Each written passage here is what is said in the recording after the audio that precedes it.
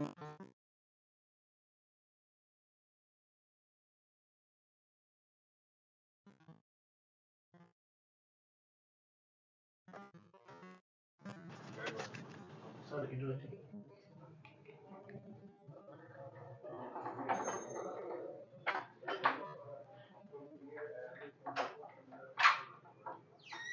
friends, very good morning and welcome to ADRE competitive classes. I am Prakitesh Bhattacharya going to discuss quantitative aptitude and reasoning aptitude for the free coaching of all government exams ADRE, Assam Direct Recruitment Exam. আমি already class start কৰিছোঁ competitive এক্সামৰ কাৰণে। আপোনালোকৰ comment আৰু লাইকছৰ কাৰণে ধন্যবাদ।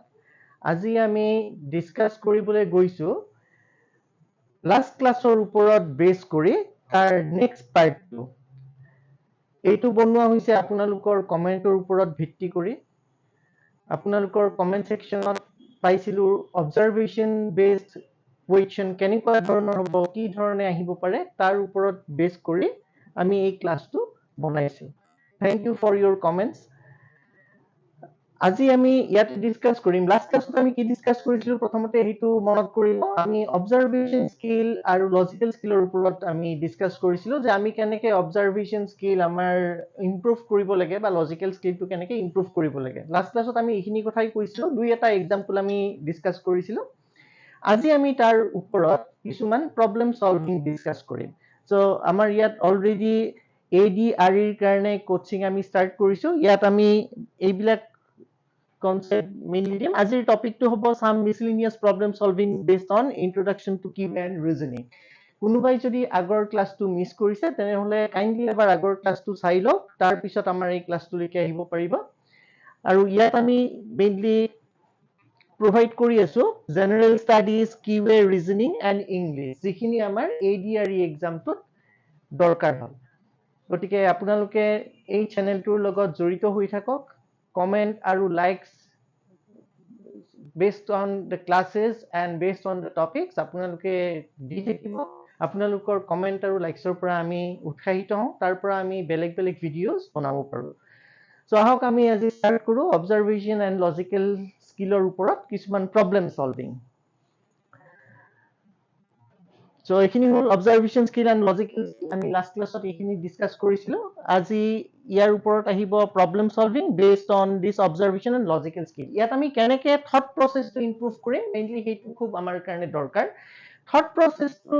হৈছে আটাইতকৈ ইম্পৰ্টেণ্ট বস্তু, যে আমাৰ যদি থট প্ৰসেসটো ইমপ্ৰুভ হয় বাকী গোটেইখিনি পাৰ্ট আমাৰ ইমপ্ৰুভ হৈ যাব। তো আমি মেইনলি প্ৰবলেম সলভিং কৰাৰ সময়ত চাম যে কেনেকৈ পেন পেপাৰ্ছ ইউজ নকৰাকৈ মেক্সিমাম কুৱেশ্যন সলভ কৰিব পাৰি। So observation based question যিকোনো হ'ব পাৰে আমাৰ লাইফত ঘটি যোৱা। মই লাষ্ট ক্লাছতো কৈছিলো যে আমি জন্মৰ পৰা 15-16 ইয়াৰ্ছ অফ এজৰ ভিতৰত আমি যিমানখিনি আমি সিচুৱেশ্যন ফেচ কৰিছো, স্কুলত একাডেমিক্সৰ লগতে হওক বা এনেও প্ৰেক্টিকেল লাইফতে আমি যিখিনি ফেচ কৰিছো তাৰ ওপৰতে কুৱেশ্যন বিলাক আহে। যেনে মই সাপোজ আজি আহিয়েই প্ৰথমতে ক'লো যে গুড আফটাৰনুন ফ্ৰেণ্ডছ বুলি। এতিয়া ইয়াৰ ওপৰতে এটা কুৱেশ্যন ফৰ্ম হৈ যাব পাৰে। যেনে মই যদি এনেকে এটা কুৱেশ্যন লওঁ, মই এটা ৱৰ্ড লৈছো, ৱৰ্ডটো হ'ল আফটাৰনুন।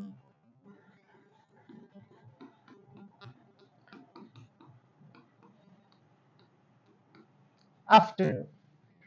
এই ৱৰ্ডটোৰ পৰাই কেনেকে এটা কুৱেশ্যন ফৰ্ম কৰিব পাৰি। মই স্পটত কৈছো, যি কথা কৈছো মই তাৰ ওপৰতে দিলো যে মই আজি আহিয়ে ক'লো যে গুড আফটাৰনুন ফ্ৰেণ্ডছ বুলি আৰম্ভ কৰিছো। আফটাৰনুন ৱৰ্ড, মই এইটো ৱৰ্ড ধৰি ললো যে এই ৱৰ্ডটোৰ পৰা আমি কিমান ধৰণৰ কুৱেশ্যন ফৰ্ম কৰিব পাৰো। সাপোজ মই ইয়াত এটা কুৱেশ্যন ললো এনেকে যে এইটো এটা ৱৰ্ড দিয়া আছে যে হাউ many pairs of letters are there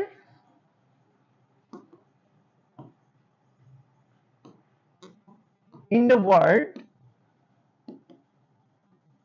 afternoon,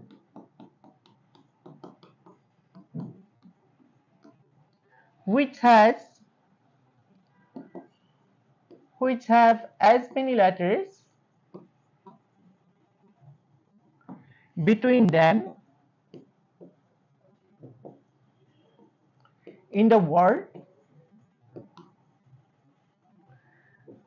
as in the English alphabet.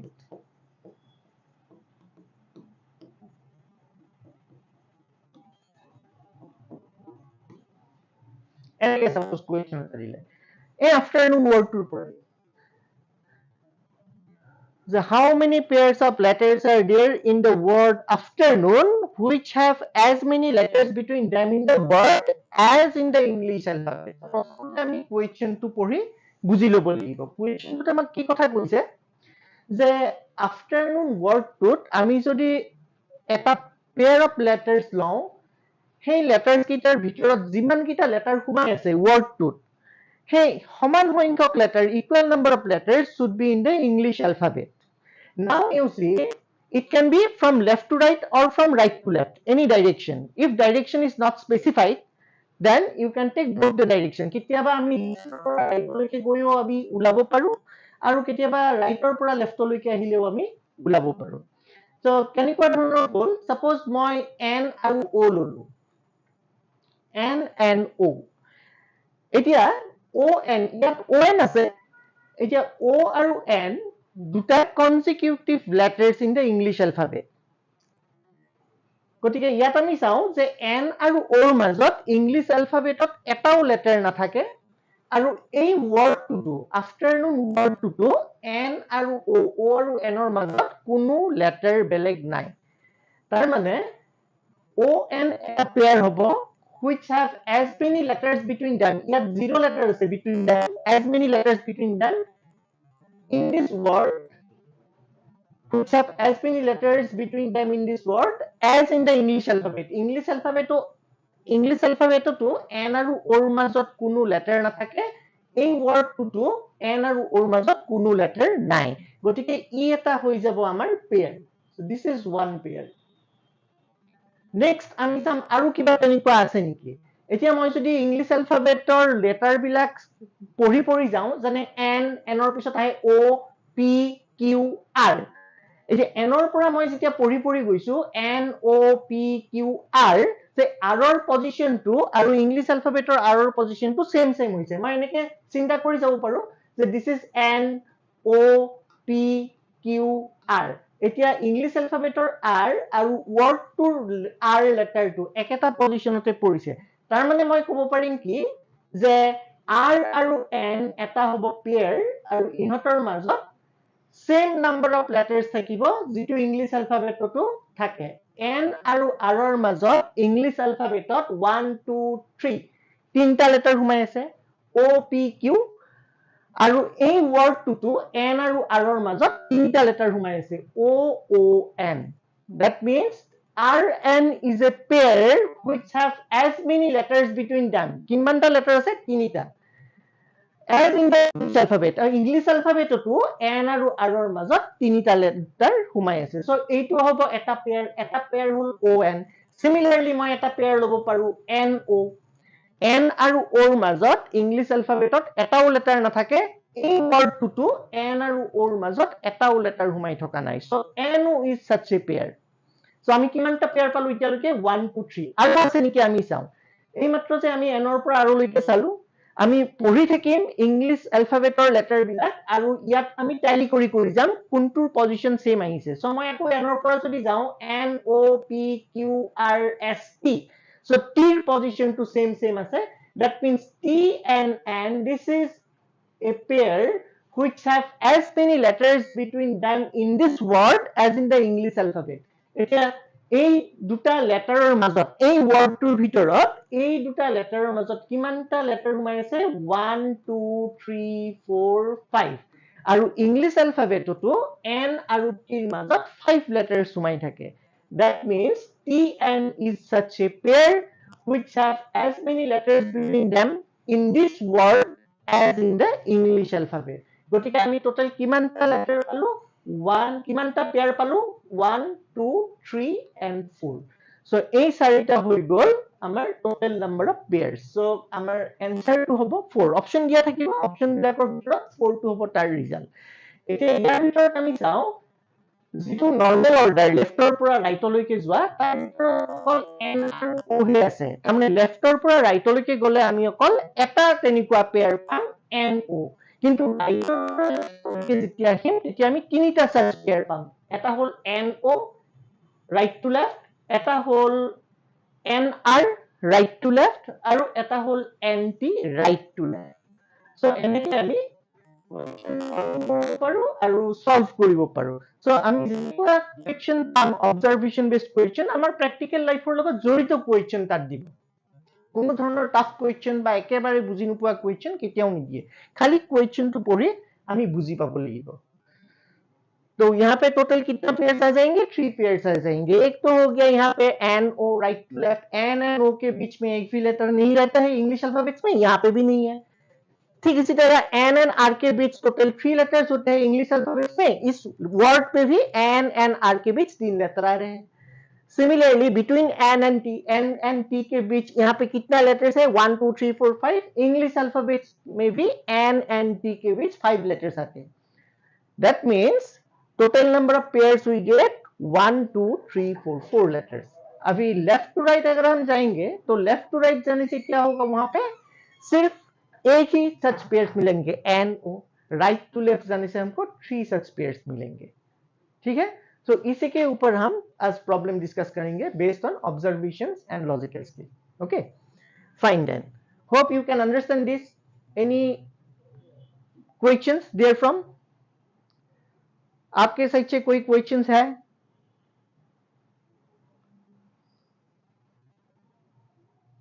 Okay fine so let us see some more questions based on this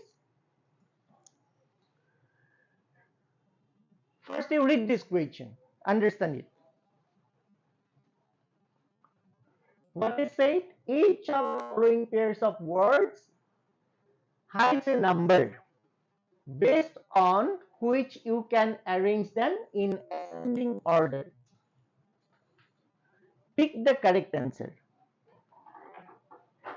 তো ইয়াত কি কৈছে এই যিকিটা ওয়ার্ড আমাক দিয়া আছে আই জে কে এল ত আমাক চাৰিটা এনেকুৱা স্টেটমেন্ট দিয়া আছে বা ওয়ার্ডস দিয়া আছে এটা দিয়া আছে ক্লথ হুইল এটা আছে সাইলেন্ট ওয়ান্ডার এটা গুড টোন এটা ব্রঞ্জ রড এতিয়া মই ইয়াৰ পৰা ওলাব লাগে যে এই ওয়াৰ্ড গিটাত নাম্বাৰ কিছুমান সোমাই আছে এই নাম্বাৰ বিলাক কি আৰু নাম্বাৰ গিটা পোৱাৰ পিছত আমি হিহঁতক এসেন্ডিং অৰ্ডাৰত এৰেঞ্জ কৰিব লাগে এতিয়া নাম্বাৰ গিটা কেনেকুৱা ধৰণৰ হ'ল তো আমি খালি অবজাৰ্ভ কৰিব লাগে ইয়াত ক্যালকুলেশন একো নাই আৰু যেতিয়া আমি অবজাৰ্ভ কৰিম আমি যিমান সহজকে পাৰো সিমান সহজকে আমি অবজাৰ্ভ কৰিব লাগে so if our thought process is simple then our calculation is also simple এইটোৰ ওপৰত বেস কৰি আমি কি কৰো সদায় read and understand কৰাৰ পিছত ইন্টাৰপ্ৰিট টো খুব সহজভাৱে আমি কৰিব লাগে তো এই ওয়াৰ্ড কেইটাত কিছুমান নাম্বাৰ সোমাই আছে এটা নাম্বাৰ গিটা আমি উলাব লাগে সো দেখাৰ লগে লগে যদি মই সলভ কৰি দিও তেনে হলে ইয়াত কোনো টেস্ট নাথাকে কম্পিটিটিভ এক্সামৰ কোৱেশ্চন ডিসকাশনত সো প্ৰথমতে সদায় আপোনালোকে টেস্ট কৰিব লাগিব সো ভিডিওটো পজ কৰি দিব অলপ সময় তাৰ পিছত চাব পাৰিব তো ইয়াত এতিয়া কি হল ক্লথ ৰিল ইয়াত কেনেকুৱা ধৰণৰ নাম্বাৰ সোমাই আছে আমি যদি খুব ভালকে এইটা অবজাৰ্ভ কৰো আমি দেখা পাম কি যে ক্লথ ৰিল এই ওয়াৰ্ডটোৰ এই ওয়াৰ্ডটা আছে এটা নাম্বাৰ সোমাই আছে THREE তাৰমানে ইয়াত THREE 3 হৈ আছে 3 denotes a number ইয়াত ল্যাঙ্গুৱেজত দিয়া আছে ঠিক তেনেকে সাইলেন্ট ওয়ান্ডার এইটো যদি মই চাও এই দুটা ওয়ার্ড ইয়াতে কিবা এটা নাম্বাৰ সোমাই আছে নাম্বাৰটো কেনেকুৱা ধৰণৰ যে ইয়াত সোমাই আছে TWO তাৰমানে ইয়াত 2 সোমাই আছে এইটো হৈ গল 3 ই বুজাই আছে 2 গুড টোন ইয়াত কি সোমাই আছে ON এইটো ডিস্টিং হৈ আছে লাষ্টৰ ফালে আছে এইটো দেখিলেই চকুত পৰি যায় সো এইটো 1 আৰু লাষ্টৰটোত কি আছে ZERO দিস ইজ 0 তার মানে নাম্বার কিটা কি কি হৈ গল 0 1 2 3 আমাক কি কৈছে arrange them in ascending order তে ascending order ত সজালে তাৰমানে সৰুৰ পৰা ডাঙৰলৈকে সজাব লাগে so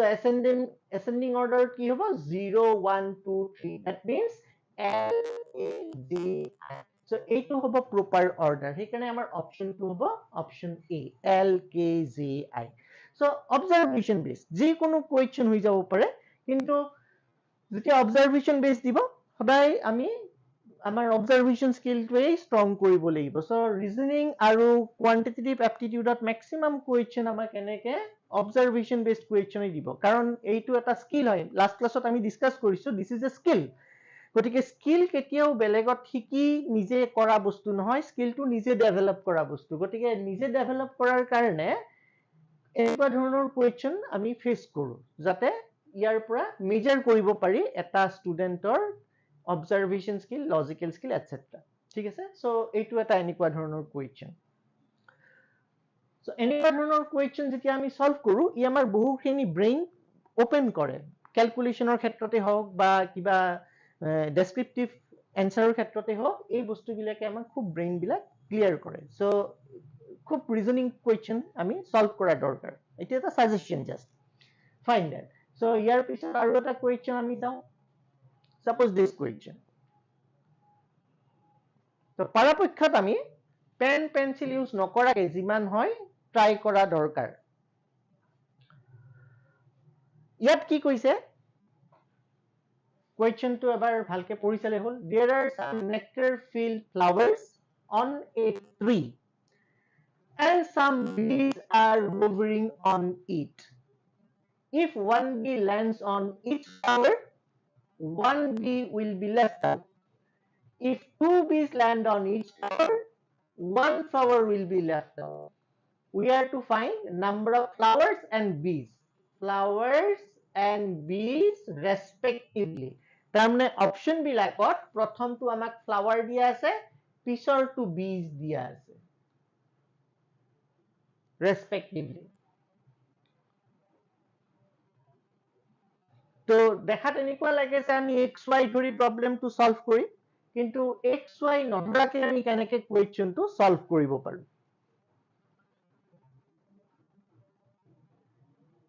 তো আমি কি কৰিম সোনকালে এনসাৰটো পাবৰ কাৰণে আমি অপশন লম প্ৰথমতে সাপোজ আমি ফাৰ্স্ট অপশনটো লৈছো 2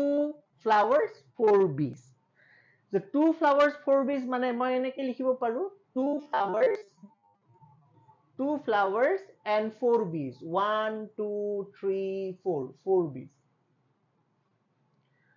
এতিয়া কন্ডিশনটো স্যাটিসফাই হৈছে নে হেতু চাম যেটো অপশনে কোৱেশ্চনৰ কন্ডিশনটো স্যাটিসফাই কৰে হেতুৱে কাৰেক্ট অপশন হ'ব এতিয়া আমি কন্ডিশনটো পুট কৰিছাম ইয়াত কৰিছে যে if one bee lands on each flower then one bee lands on each flower suppose a to b ইয়াতে পৰিল আৰু a b to ইয়াত পৰিল if one bee lands on each flower one bee will be left out কিন্তু ইয়াত কি হৈ আছে two bees are left out তাৰ মানে কোৱেশ্চনত যেটো কন্ডিশন দিয়া আছে হি স্যাটিসফাই কৰা নাই that means this option cannot be the correct option so এই লজিকটো এপ্লাই আমি বাকি কিটা অপশনটো কৰি যেটো অপশনে এই কন্ডিশন দুটা কন্ডিশন স্যাটিসফাই কৰে হেতুৱে কারেক্ট অপশন হৈ যাব তো এতিয়া আমি নেক্সট এটা চাও অপশন A টো নহল option E is not possible then we go for option B according to option B কি দিয়া আছে 3 flowers 1 2 3 flowers and 2 bees now we see the first condition এতিয়া first condition to চাও আমি if one bee lands on each flower suppose a to b ইয়াত আহিল a to b ইয়াত আহিল if one bee lands on each flower one bee will be left out কিন্তু এতিয়া এটাও bee নাই no bee is left out that means second option is not satisfying the given condition তাৰমানে first option to correct হ'ব নোৱাৰে second option to correct হ'ব নোৱাৰে the explanation কাৰণে মই লাহে লাহে কৈছো যেতিয়া আমি মেন্টালি ক্যালকুলেট কৰিম আমি বহুত ফাস্ট যাব পাৰো সেই কাৰণে মেন্টাল ক্যালকুলেশনটোত খুব গুৰুত্ব দিয়া হয় observation and mental calculation okay so second option is not possible then we go for third option what about the third option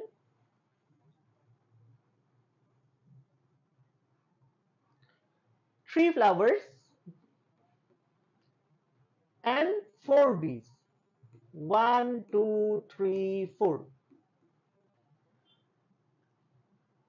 If one bee lands on its flower, so one bee lands on its flower. Suppose this bee lands on this flower, this bee lands on this flower, and this bee lands on this flower. If one bee lands on each flower, one bee is left out. এবার কি হল a b2 থাকি গল. That means first condition is satisfied. আমি তিনটা বীজক তিনটা ফ্লাৱাৰত put কৰি দিলো, চাৰিটা বীজ আছিল, এটা বীজ থাকি গল. Next, second condition. Second condition is what? If two bees land on each flower. So আমি third option to test কৰিছো. 3 bees and 3 flowers and 4 bees. If two bees land on each flower, if two bees land on each flower, two bees land on each flower, then one flower will be left out. So one flower will be left out. এবার কি হল, question to দিয়া দুটা কন্ডিশনে এই third অপশনটোৱে satisfy কৰিছে. That means option C is the correct option. So the number of flowers and bees are respectively 3 and 4. গতিকে আমি চাব লাগিব যেতিয়া ৰিভাৰ্স ক্যালকুলেশন কৰো, আমি চাব লাগিব যদি অপশন এপ্লাই কৰি কোৱেশ্চনটো সলভ কৰিবলৈ যাও, আমি চাম যে কোনটো অপশনে কোৱেশ্চনৰ আটাইকেইটা কন্ডিশন satisfy কৰিছে. এইটো অপশনে এতিয়া আটাইকেইটা কন্ডিশন satisfy কৰিলে. That means this is the correct option. So এনেকুৱা ধৰণৰ কোৱেশ্চন আমি বিভিন্ন ধৰণৰ কোৱেশ্চন ডিসকাস কৰিব পাৰিম. তাৰ লগত এডুৱেট কম্পিটিটিভ চেনেলটোৰ লগত আপোনালোক জড়িত হৈ থাকক. So question to clear হৈছে নিশ্চয়. কাৰোবাৰ কিবা ক'বলগীয়া আছে যদি ইয়াৰ ওপৰত? 3 and 4 bees. দুটা কন্ডিশন satisfy হৈছে. If one bee lands on its flower, one bee is left out. If two bees land on its flower, one flower is left out. This flower is left out. Both the conditions are satisfied. Hence, C is the correct option. This satisfies all the conditions given in the question. Okay. Now you see, we are not calculating anything. Only based on observation, we are finding the conditions. Which condition is satisfied by the option. So observation based question এনেকুৱা ধৰণৰ আমি face কৰো. Next আৰু আমি চাব অকনমান আগতে discuss কৰা কোৱেশ্চনটোৰ নিচিনা এবাৰ আহি গল. How many pairs of letters are there in the word double which have as many letters between them in the word as in the English alphabet? So আপোনালোকে মই afternoon কৈছিলো wordটো এবাৰ double দিয়া আছে. So আমি কুইকলি অবজাৰ্ভ কৰিব লাগিব. আমি বিচাৰি থাকিলে নহব. সেই কাৰণে আমি এবাৰ লেফটৰ পৰা ৰাইটলৈকে মুখে এলফাবেট বিলাক কৈ যাম ইংলিশ এলফাবেটৰ, আৰু ইয়াত কি coincide কৰিছে সেইটো চাই যাম. এতিয়া suppose D, D E F G H পিছৰ ফালে আপাৰ হাফৰ লেটাৰ নাই, তো আমি D টো নেগলেক্ট কৰিম. A B, ইয়াত A B আছে এটা. A B কি হৈ গল? A B is there as many letters between that in this word as in the English alphabet. That means A আৰু B মাজত এই wordটোত কোনো ধৰণৰ লেটাৰ নাই, আৰু ইংলিশ এলফাবেটতো A আৰু B ৰ মাজত কোনো ধৰণৰ লেটাৰ নাথাকে. এইকাৰণে A B এটা হৈ গল পেয়াৰ. ইয়াৰ পিছত হৈ গল A B C D E. That means A E is a pair. A আৰু E ৰ মাজত ইংলিশ এলফাবেটত তিনিটা লেটাৰ থাকে, এই ওয়াৰ্ডটো A আৰু E ৰ মাজত তিনিটা লেটাৰ আছে, B B L. So this is also a pair. After that আমি যদি চাও B, B ৰ পৰা যদি স্টাৰ্ট কৰো, B C D E. B আৰু E ৰ মাজত দুটা লেটাৰ থাকে ইংলিশ এলফাবেটত, এই ওয়াৰ্ডটো B আৰু E ৰ মাজত দুটা লেটাৰ আছে. This is another pair, B E. Anything? Any more? Then you can go to right to left. You see B, C, D. Between B and D, there exists only one letter in the English alphabet. And in this word also, between B and D, there is only one letter. This is A. So, আমি all total কিমানটা পালো ইয়াতে? Pair 1, 2, 3, 4. That means we have 4 such pairs. So, pair কিটা কি কি হৈ গল? এটা হৈ গল DB. এইটো এটা pair হৈ গল AE. এটা pair AB আৰু এটা pair হৈ গল BE. So these are the required pairs which have as many letters between them in this word as in the English alphabet. আমি যেতিয়া কুৱেশ্যনটো সলভ কৰিম মেন্টালি যেতিয়া সলভ কৰিম আমি মুখেৰে কৈ যাম ইংলিছ এলফাবেটৰ লেটাৰ গিটা আৰু ইয়াতে আমি চাই যাম কোনকিটা লেটাৰ ওয়াৰ্ডটোৰ লেটাৰ গিটাৰ লগত কইনসাইড কৰিছে যেনে মই এইমাত্ৰ কৈছিলো এ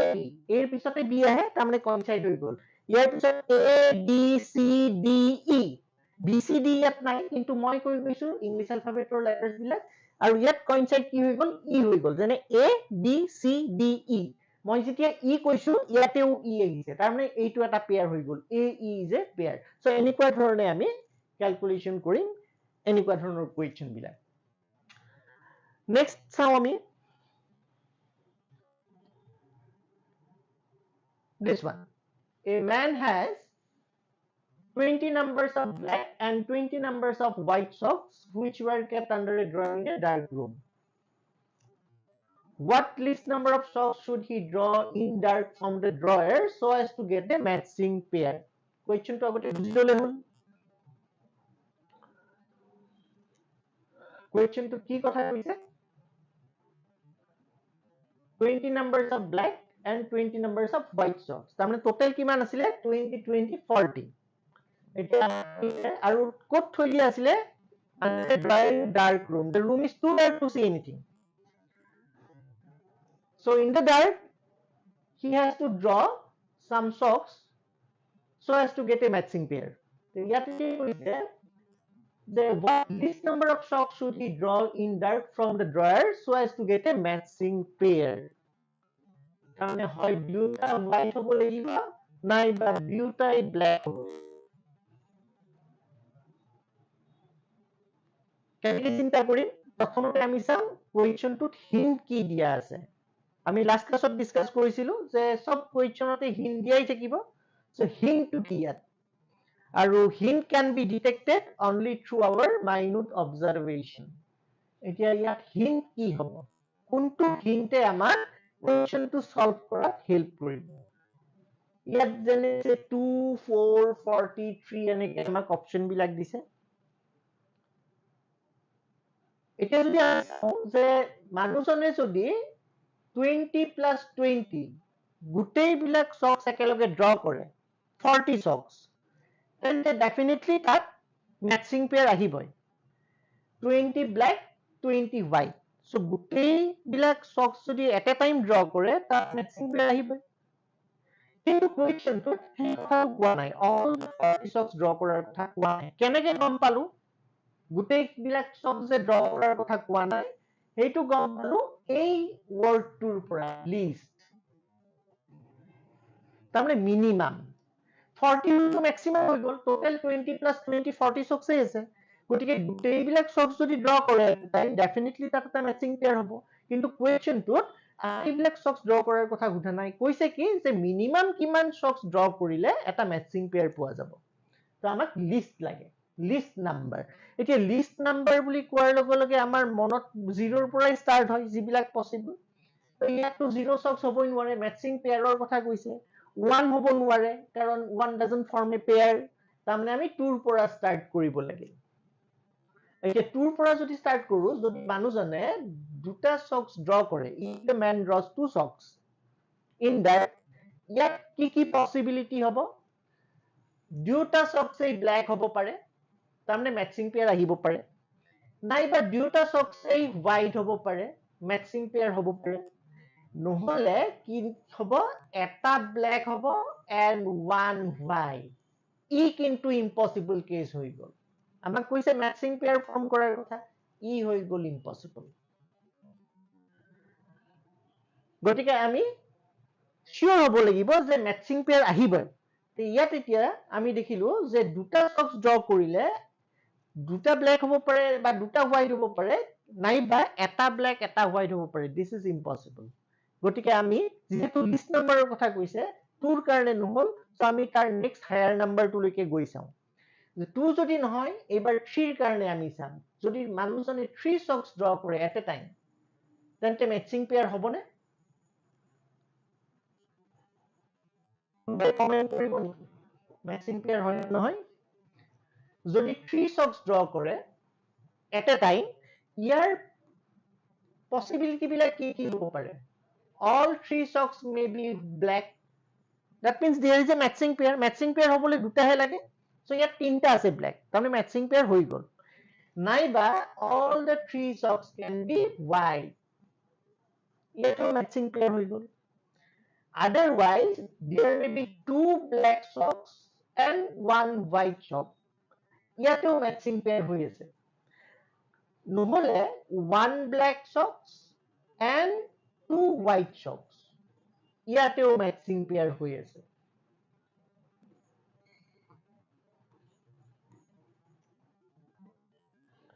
গতিকে আমি কি দেখিলো যে মানুহজনে যদি three shots at a time draw কৰে ডেফিনেটলি তাত এটা মেচিং পেয়াৰ আহিবই থ্ৰী ব্লেক শ্বটছ হলেও মেচিং পেয়াৰ দুটা ব্লেক হলে হৈ গ'ল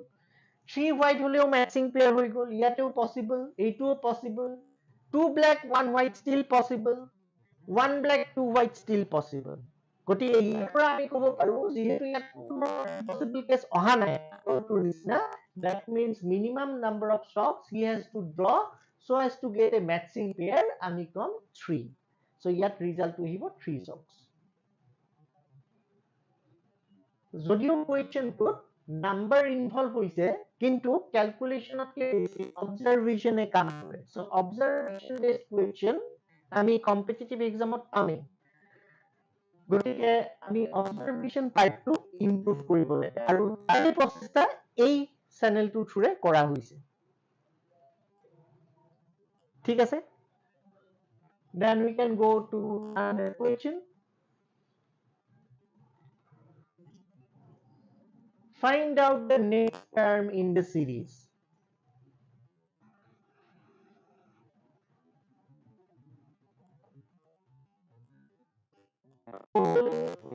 find the next term in the series to কেনেকে দিয়া আছে F21, S23, T25, T27, S29, M31. So আমি অকল ইয়াত অবজাৰ্ভ কৰিব লাগে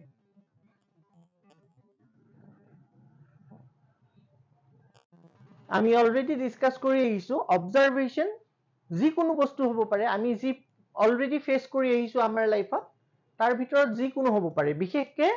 আমাৰ জন্মৰ পৰা 15-16 ইয়াৰ্স এজৰ ভিতৰত এইখিনিৰ ওপৰত বেছি স্ট্ৰেছ দিয়া হয় সো তাৰ ওপৰত যিকোনো হ'ব পাৰে অবজাৰভেশন স্কিল বিশেষকৈ ৰিজনিং এণ্ড quantitative aptitude এতিয়া ইয়াতে কি হৈ আছে আমি অবজাৰ্ভ কেনেকে কৰিম যদি আমাৰ এনেকে ধৰা দিগদাৰ হয় আমি চাব লাগিব যে এনেকুৱা ধৰণৰ বস্তু আমি কৰবাত অলৰেডি ফেস কৰি আহিছো নেকি আমাৰ লাইফত তাৰ লগত আমি কম্পেয়াৰ কৰিব লাগিব এতিয়া দেখিলে গম পাই 21 23 25 27 that means these are alternate numbers গতিকে alternate numbersৰ পৰা after 31 আমি কিবা এটা ল'ব পাৰো alternate numbers then what about these letters এটা letter বিলাক কেনেকে গৈছে গতিকে লজিক আমাৰ চেঞ্জ হৈ থাকিব কিন্তু কোনটো আমি এক্সুৱেল লজিক বুলি কম যিটো লজিকে গুটেই বিলাক কন্ডিশন স্যাটিসফাই কৰি গৈ থাকে যেতিয়া লজিকটো কাৰেক্ট হয় নিজে গম পোৱা যায় যে প্ৰসিডিংটো কাৰেক্ট হৈছে তো ইয়াত এতিয়া আমি কেনেকুৱা ধৰণে আনসাৰটো কৰিম এবাৰ চিন্তা কৰি চোৱা যে এইটো পাৰ্ট আমি কৰবাত অলৰেডি ফেস কৰি আহিছো নেকি এনেকুৱা ধৰণৰ বস্তু এনেকুৱা ধৰণৰ ৰিপ্ৰেজেন্টেশন क्या ऐसा रिप्रेजेंटेशन हम कभी फेस किए हैं लाइफ में ये आपको देखना है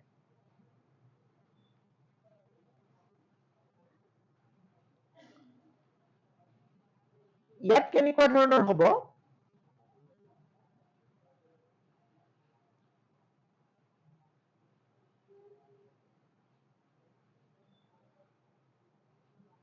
আমি এনেকুৱা ধৰণৰ প্ৰেজেন্টেশন কোড দেখিছো আমি যদি কিছুমান সৰু ডায়েৰী চাও কিছুমান ডায়েৰী থাকে খুব সৰু পকেটত লৈ ফুৰে যে সৰু ডায়েৰী এই ডায়েৰী বিলাকত ডেট বিলাক এনেকুৱা ধৰণে লিখা থাকে মানডে হলে এম লিখা থাকে মানডে যদি 5 তাৰিখ হয় M5 এনেকে লিখা থাকে if Tuesday then T6 if 5th is Monday 6th is Tuesday তো ইয়াত এতিয়া কেনেকুৱা হল যে alternate days ইয়াত দিয়া আছে 21 23 25 these are alternate days of a week now F F denotes Friday, then S will denote Sunday. Alternate days, alternate numbers, alternate days means alternate weekdays. Then this T will denote Tuesday, this T will denote Thursday, S will denote Saturday, M will denote Monday. After Monday, what comes? After Monday comes Tuesday, but we have to go with alternate days. So we have to skip the Tuesday and go to Wednesday. That means in the required term, in place of question mark, it will start with W. Now, in a month, there are maximum 31 days. So, yet 31 where go? M 31. That means 31st of that month was Monday. After 31st, what happens? First day of next month comes. গতিকে first আমাৰ কি হৈ গ'ল 1 তাৰিখটো skip হৈ গ'ল, next কি আহিব second of that month. So our correct option is WO2. কিন্তু দেখাত বহুতৰ কেনেকুৱা হয় য'ত য'ত 33 আহিব পাৰে তাত বেছিকে মাইণ্ডটো কনচেন্ট্ৰেট কৰে। ইয়াত অপশ্যন বিলাক এনেকুৱা ধৰণে দিয়া আছে, কেতিয়াবা হয় কি অপশ্যন বিলাকত এনেকৈ দিয়া থাকিব। Suppose A option to একে আছে, B option to এনেকে দিলে S33, নাইবা third option is given as T33, last option given as M33. কেতিয়াবা এনেকেও দিয়া থাকে। যে এই 33 টো অহাৰ লগে লগে ম্যাক্সিমাম ষ্টুডেন্টৰ কেনেকুৱা হয় যে নাম্বাৰ বিলাক অল্টাৰনেট নাম্বাৰছ হৈ আছে, সো 31 ৰ পিছত 33 হ'ব। তাৰ পিছত ইয়াতে বেলেগ লজিক ইউজ কৰি দিয়ে। কিন্তু ইয়াত এতিয়া আমি দেখিলো আটাইবিলাক লজিকে ইয়াত মিলি গৈছে। ডেজ বিলাক অল্টাৰনেট ডেজ হৈছে আৰু ডে অফ দ্য উইক বিলাকো অল্টাৰনেট হৈ আছে। সো আল্টিমেট ৰিজাল্ট ইয়াত কি আহিব Wednesday second of the month. So এই কাৰণে ইয়াত ৰিজাল্টটো হ'ল এ অপশনটো। সো মই ইয়াতে অপশনটো 33 থকাকে দিয়া নাই, কেতিয়াবা আমাক এনেকে 33 থকাকে কেতিয়াবা পাই যাব পাৰো। সো এইটো হ'ল এটা অবজাৰভেশন বেস। সো যেতিয়া আমি দেখিম যে আমি কতো ৰিলেট কৰিব পৰা নাই, নাম্বাৰ বিলাক ৰিলেট কৰিব পৰা নাই বা নাম্বাৰ বিলাক ৰিলেট কৰিলেও লেটাৰ্স বিলাক কৰিব পৰা নাই, তেনেকুৱা ক্ষেত্ৰত আমি এইটো কেতিয়াও পাহৰিব নালাগে যে আমি এনেকুৱা ধৰণৰ প্ৰেজেন্টেশন কৰবাত ফেস কৰিছো নেকি আমাৰ লাইফত। গতিকে তাৰ ওপৰতে কুৱেশ্যন এটা আহি গৈছে। তো ইয়াৰ পৰা আমি গম পাওঁ এইবিলাক এক্সামত অহা কুৱেশ্যনে হয়। তো ইয়াতে আমি গম পাওঁ যে অবজাৰভেশন স্কিল কেনেকে ইউজফুল কম্পিটিটিভ এক্সামৰ কাৰণে। এটা হ'ল অবজাৰভেশন, মই বাৰে বাৰে কৈ থাকো observation skill, logical skill, then analytical skill, mental calculation, these are very essential. So এতিয়ালৈকে আমি যি কুৱেশ্যন ডিসকাস কৰি আছো মেইনলি অবজাৰভেশন বেসড মানে ৰিজনিং বেসড কুৱেশ্যন। ইয়াত পেন পেপাৰছৰ দৰকাৰ নাই। অকনমান পিছত আমি কোয়ান্টিটেটিভ এপ্টিটিউডৰ কুৱেশ্যনো পাম, তাতেও আমি দেখিম যে পেন পেপাৰছ নোহোৱাকে কেনেকে কুৱেশ্যন এটা সলভ কৰিব পৰা যায়। Okay, we come to another question. Pointing to the man in the photograph, grandson, father, son, that is blood relation. Question to দেখাৰ লগে লগে আমি গম পাম যে blood relation, relatives-ৰ ওপৰত দিয়া আছে blood relation. লাষ্ট ক্লাছত আমি এটা কথা কৈছিলো যে এটা সৰু ল'ৰা বা ছোৱালী এটা যেতিয়া 10-11 মান্থছৰ হয় লাহে লাহে ৰিলেটিভ বিলাকক মাতিব পৰা হয়। গতিকে মেচিউৰ্ড এজ হোৱাৰ পিছত এতিয়া কুৱেশ্যনটো আহিব যে কেনেকে আমি ৰিলেশ্যন বিলাক অবজাৰ্ভ কৰো। তো তাৰ ওপৰতে কুৱেশ্যন এটা দিছে। কুৱেশ্যনটো কেনেকে দিছে এবাৰ পঢ়ি চালে হ'ল। Pointing to the men in the photograph, a man said, I have no brother and sister, and that man's father is my father's son. Now, how that man in the photograph is related to this man?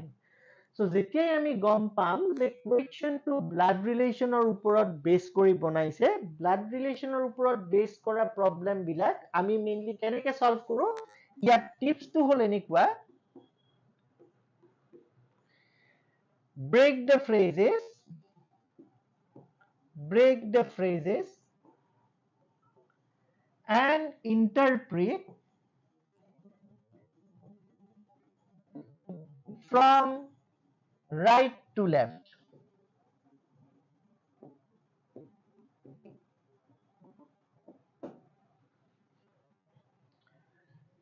ইয়াতে আমি কি কৰিব লাগে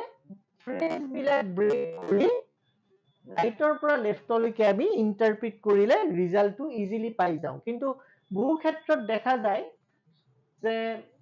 candidate বিলাকে নিজৰ ৰিলেটিভছৰ লগত এই relation বিলাক মানে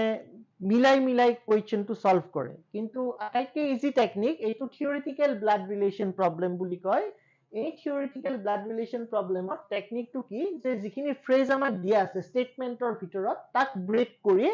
আমি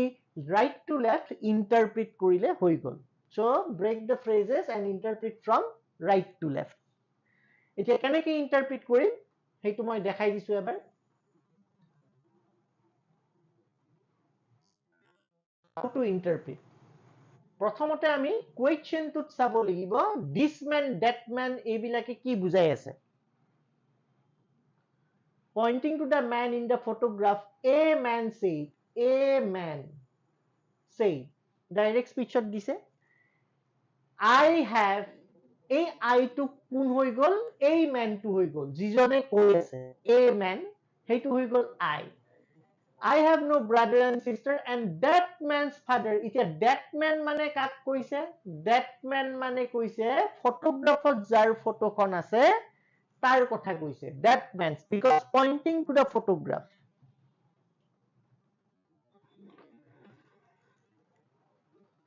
that man's father is my father's son আকৌ my মানে কোন হৈ আছে this man who is saying the statement এইখিনি কথা বুজি লোৱাৰ পিছত আমি এতিয়া ফ্ৰেজ বিলাক ব্ৰেক কৰিব পাৰিম কেনেকুৱা ধৰণৰ হল I have no brother and sister and that man's father so আমি start কৰিম ইয়াৰ যে that man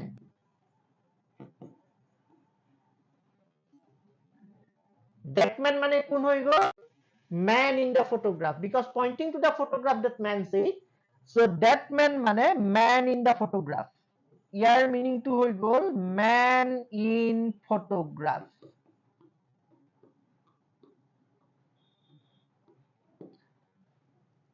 এতিয়া কৈছে that man's father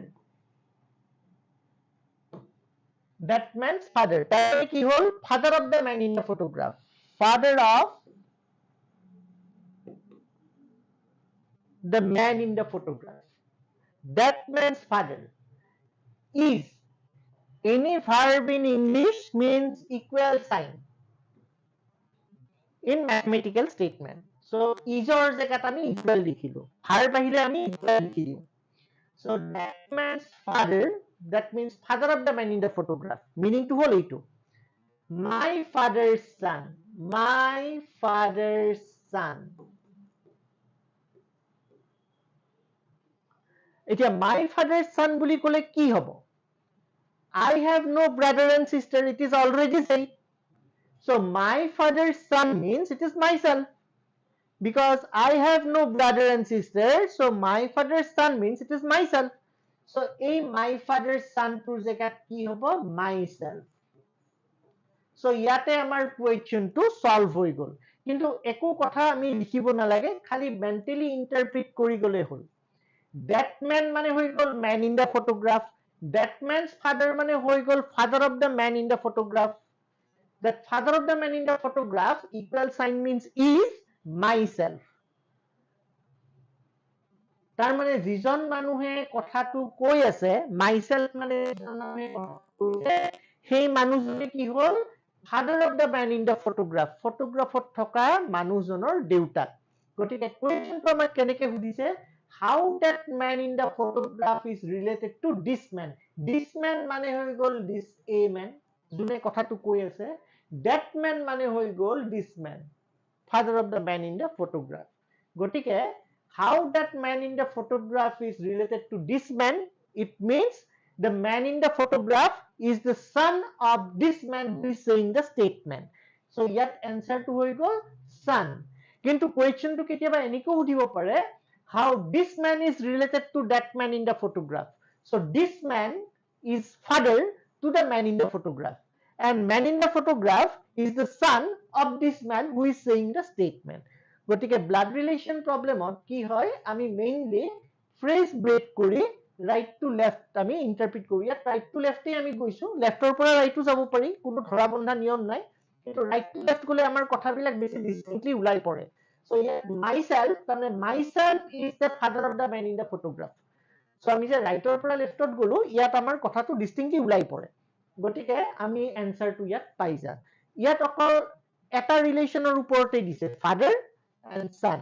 কেতিয়াবা ৰিলেশ্যনত মাল্টিপল ৰিলেশ্যন ইনভলভ হ'ব পাৰে। চ' মাল্টিপল ৰিলেশ্যন ইনভলভ হ'লেও এনেকুৱা ধৰণৰ থিয়ৰিটিকেল ব্লাড ৰিলেশ্যন প্ৰব্লেমত আমি চেম লজিক এপ্লাই কৰো। আমি ফ্ৰেজ বিলাক ব্ৰেক কৰি কৰি যাম আৰু ৰাইটৰ পৰা লেফটলৈকে ইন্টাৰপ্ৰিট কৰো। চ' মই এইটো এটা ৰিলেশ্যনৰ ওপৰত দিলো। চ' এটা আমি মাল্টিপল ৰিলেশ্যনৰ ওপৰতো চাওঁ কেনেকে চেম লজিক এপ্লাই কৰি সলভ কৰিব পৰা যায়। মাল্টিপল ৰিলেশ্যনৰ ওপৰত প্ৰব্লেম দিলে এনেকুৱা হ'ল যে pointing to the boy on the stage, Rita introduced the boy as the son of the only daughter of the father of her maternal uncle. How that boy on the stage is related to Rita? ইয়াত এতিয়া কেইবাটাও relation সোমাই আছে, son of, only daughter of, father of, maternal uncle. So relation কেইবাটাও সোমাই আছে। ইয়াতেও আমি ফ্ৰেজ ব্ৰেক কৰিম আৰু তাৰপিছত ইন্টাৰপ্ৰিট কৰিম। চ' ইয়াৰ এনচাৰটো কেনেকুৱা হ'ব, ফ্ৰেজ ব্ৰেক কৰিলে কোনোবাই ক'বনে?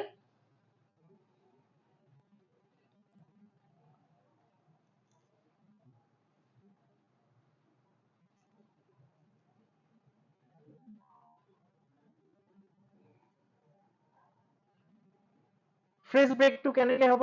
চিম্পলকে ধৰি ল'লে হ'ল। আমি ষ্টাৰ্ট কৰিম এই পাৰ্টটোৰ পৰা, লাষ্টৰ পাৰ্টটোৰ পৰা। ইয়াত হাৰ মানে কি বুজাই আছে, who is that her? Her means Rita. Pointing to the boy on the stage, Rita introduced the boy. হাৰ মানে কাক বুজাই আছে, ৰীতাক বুজাই আছে। চ' আমি এতিয়া ইয়াৰ পৰা ষ্টাৰ্ট কৰিম। এতিয়া আমি কি কৰিম, যেতিয়াই হাৰ ৱৰ্ডটো আমি পাওঁ, এইটোক আমি ৰীতা বুলি এক্সপ্ৰেছ কৰিম, ৰীতাজ। চ' হাৰ মিনছ ৰীতাজ। চ' ফাৰ্ষ্ট আমি এইটো ফ্ৰেজ ল'ম, ইয়াৰ পৰা ইয়ালৈকে। Her maternal uncle, that means Rita's maternal uncle. This is Rita's maternal uncle. এতিয়া আমি তাৰ আগৰটোলৈকে যাম। আমি ৰাইটৰ পৰা লেফটলৈকে মুভ কৰি আছো, ইয়াৰ আগৰটোলৈকে যাম। কি হ'ব, father of Rita's maternal uncle. এইটো এতিয়া এটা ফ্ৰেজ হৈ গ'ল, father of, হাৰৰ জেগাত লিখিছো Rita, father of Rita's maternal uncle. Now, father of Rita's maternal uncle will be what to Rita? Maternal uncle মানে আমি কওঁ মামা বুলি। So, মামাৰ দেউতাক, কি হৈ যাব, মামাৰ দেউতাক মানে ককা। কোনটো ফালৰ ককা, মেটাৰ্নেল, মাৰ ফালৰ। So, father of Rita's maternal uncle means it is Rita's maternal grandfather. So, ইয়ালৈকে আমি কি পালো, Rita's maternal grandfather. এতিয়া মই যাম only daughter of Rita's maternal grandfather. যিটো যিটো পাৰ্ট পাই আহিছো তাৰ ইন্টাৰপ্ৰিটেশনটো লগত লগত লগাই যাম। হাৰ মানে ৰিটাজ হৈ গ'ল, Rita's maternal uncle. Father of, her এতিয়া নকওঁ, আমি come Rita's maternal uncle. So' father of Rita's maternal uncle means Rita's maternal grandfather. Then we come to only daughter of, আকৌ এইখিনিৰ জেগাত আমি come ৰিটাজ grandfather, maternal grandfather. So, only daughter of Rita's maternal grandfather will be what to Rita? Only daughter of maternal grandfather means mother. So, here to here we get Rita's mother. And finally comes the son of Rita's mother. So, son of Rita's mother becomes Rita's brother. Hence, that boy is Rita's brother. So, আমি এনেকে right to left ইন্টাৰপ্ৰিট কৰি যাম। তো মই এতিয়া visualise কৰি দিছো, কিন্তু লিখা মিলাৰ কোনো কাম ইয়াত নাহে, আমি খালি ইন্টাৰপ্ৰিট কৰি হ'ল, আৰু তাৰ কাৰণে লাগিব আমাক practice. So, boy is equal to, প্ৰথমতে মই লিখি লৈছো, the son of the only daughter of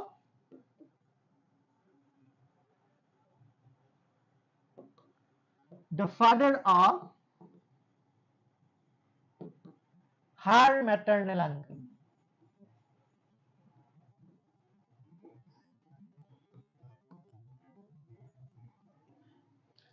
so প্ৰথমতে মই ইয়াত লম her maternal uncle, ইয়াৰ মিনিংটো হৈ গল Rita's maternal uncle। মই simply r বুলি লিখিছো first name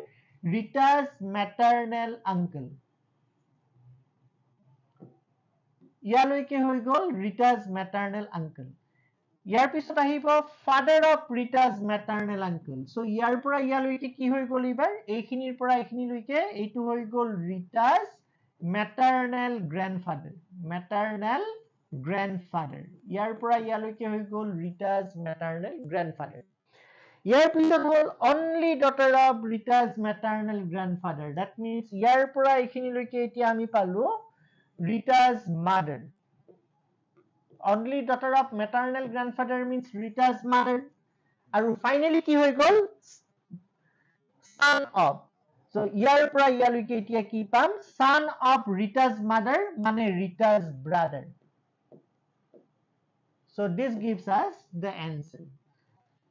so এই ভিজুৱেলাইজ টো কৰিলে আমি অটোমেটিক গম পাম কেনেকে কৰিব লাগে। আমি দেখিলো ইয়াৰ পৰা ইয়ালৈকে আমি ৰাইট টু লেফট আমি আহিছো, ফাৰ্স্ট পালো Rita's maternal uncle, then Rita's maternal grandfather, then comes Rita's mother, finally Rita's brother। so যিটো part already interpret হৈ যায় সেইটো part হে আমি নতুনকে লম, ইয়াত her বুলি আমি নকওঁ Rita's বুলি কম। next time যেতিয়া the father of her নকওঁ এইবাৰ আমি কি কম the father of Rita's maternal uncle। ইয়াৰ পিছত আহিব only daughter of, কোৱাৰ পিছত এতিয়া আকৌ নতুনকে the father of her maternal uncle নকওঁ, এতিয়া কি কম the only daughter of Rita's maternal uncle, তাৰমানে Rita's mother হৈ গল। তাৰ পিছত আমি কম the son of Rita's mother, that means it is Rita's brother। That is why it is said in theoretical blood relation problem you break the phrases and interpret from right to left, so you will get the result। এতিয়া different blood relation problem আপোনালোকেও যদি কৰবাত পায় এনেকে কৰি চাব, result বিলাক ধুনীয়াকে ওলাই গৈ থাকে। সো এইটোৱে হল ব্লাড ৰিলেশন প্ৰবলেম সলভ কৰা টেকনিক। এতিয়া ব্লাড ৰিলেশন বুলি এটা আমাৰ ক্লাছ হিচাপে কৰাটো দিগদাৰ, এইখিনি বস্তুৱেই চলি থাকে, break the phrases interpret from right to left, এইখিনি ফ্লুৱেণ্ট হৈ গলে অটোমেটিক মেণ্টেলি ব্ৰেকিং হৈ যায় ফ্ৰেজ বিলাক আৰু ইন্টাৰপ্ৰিটটো হৈ যায়। গতিকে বহুত কুৱেশ্যন একে ধৰণৰ কৰিও লাভ নাই, আমি খালি টেকনিকটো জানিব লাগে কেনেকে সলভ কৰিব লাগে। ওকে ফাইন দেন, ইয়াৰ পিছত আমি নেক্সট আৰু এটা কুৱেশ্যন চাম। The front door of Ravi's house is towards the south। আমি আজি অকল ক্লাছ 1 ৰ ওপৰত বেছ কৰি অবজাৰভেশ্যন বিলাক দিছো, কমেন্টছ বিলাক চাই, এইটো কাৰণে মই মেইনলি আজি এনেকুৱা অবজাৰভেশ্যন বেছড কুৱেশ্যন ডিসকাস কৰিছো। The front door of Ravi's house is towards the south। From the back side of his house he walks 50 meters straight, then turns towards the left and walks 100 meters, and after that turns right and stops after walking 100 meters। তাৰমানে আমি as হল কি গম পালো কথাখিনি পঢ়ি যে ইয়াত ডিৰেকশ্যনৰ ওপৰত কুৱেশ্যনটো বেছ কৰি বনাইছে আৰু ডিৰেকশ্যনৰ কথা বিচাৰিছে। ফাইনালি কি সুধিছে নাও Ravi is facing which direction, so ডিৰেকশ্যনৰ ওপৰত কুৱেশ্যনটো আমাক দিছে। সো যেতিয়া আমি ডিৰেকশ্যনৰ ওপৰত প্ৰবলেম সলভ কৰো সদায় এইটো কথা মনত ৰাখিলে হ'ল যে ডিৰেকশ্যনৰ ওপৰত প্ৰবলেম সলভ কৰিলে আমি সদায় অৰিজিনৰ পৰা স্টাৰ্ট কৰিম। এইফালে ইষ্ট ডাইৰেকশ্যন হ'ব, এইফালে নৰ্থ, এইফালে ওয়েস্ট, এইফালে সাউথ। আমাক যি কুৱেশ্যন দিয়ে আমি সদায় অৰিজিনৰ পৰা স্টাৰ্ট কৰিবলৈ ট্ৰাই কৰিম। গতিকে ইয়াতেও কেনেকুৱা ধৰণৰ হ'ল যে the front door of Ravi's house is towards the south। মই ভালকে ড্ৰ কৰি দিছো ধৰিব পৰাকে।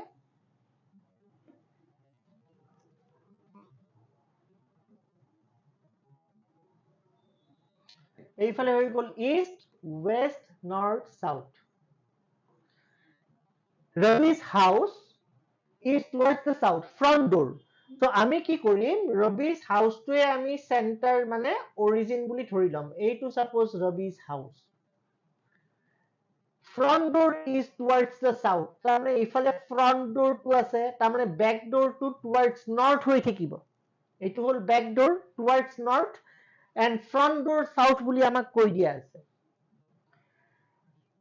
From the back side of his house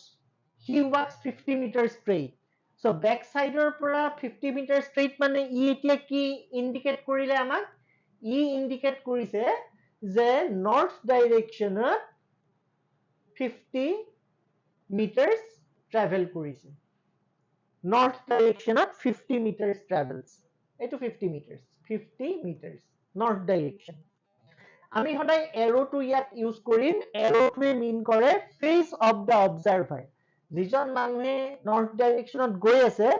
এই এৰোটোৱে মিন কৰিব তাৰ phase that means he is fetching the north direction তাৰ পৰা আমি কি গম পাম this is his right direction and this is his left direction so আমি সদায় এৰোটো ফলো কৰি যাম আৰু এৰোটো দিবলৈ কেতিয়াও পাহৰি যাব নালাগে so মই এটা পাৰ্ট পালো যে he walks straight 50 meters that means towards the north direction ইয়াৰ পিছত কি কৈছে then he turns towards the left so এইফালে যে নৰ্থত মুভ কৰি থাকিব east to হৈ গ'ল right তাৰ মানে west to হৈ যাব left তাৰ মানে এবাৰ leftত 100 meters travel কৰিছে this is the left right left straight right left বুলি ক'লে আমি সদায় 90 ডিগ্ৰী বুজো 90 ডিগ্ৰীত মুভ কৰাটো বুজো মানুহজনে কোনফালে মুভ কৰি আছে এইবাৰ ৱেষ্ট ডাইৰেকশ্যনত মুভ কৰি আছে এইখিনিলৈকে এতিয়ালৈকে so this is his arrow so this arrow denotes the face of the observer so finally what happens after that he turns right and stops after walking 100 meters he walks right he turns right হলে এতিয়া কি হ'ব again this direction is his right he walks 100 meters and after that turns right and stops after walking 100 meters. So after walking 100 meters, he stops. এবাৰ কোনফালে he move কৰি আছে towards this direction. এইটো কি direction হৈ আছে north direction. Finally কি হৈছে কি now Rabi is facing which direction? So now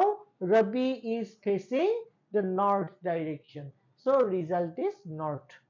So directional problem আমি যেতিয়াই solve কৰো আমি সদায় অৰিজিনৰ পৰা ষ্টাৰ্ট কৰিম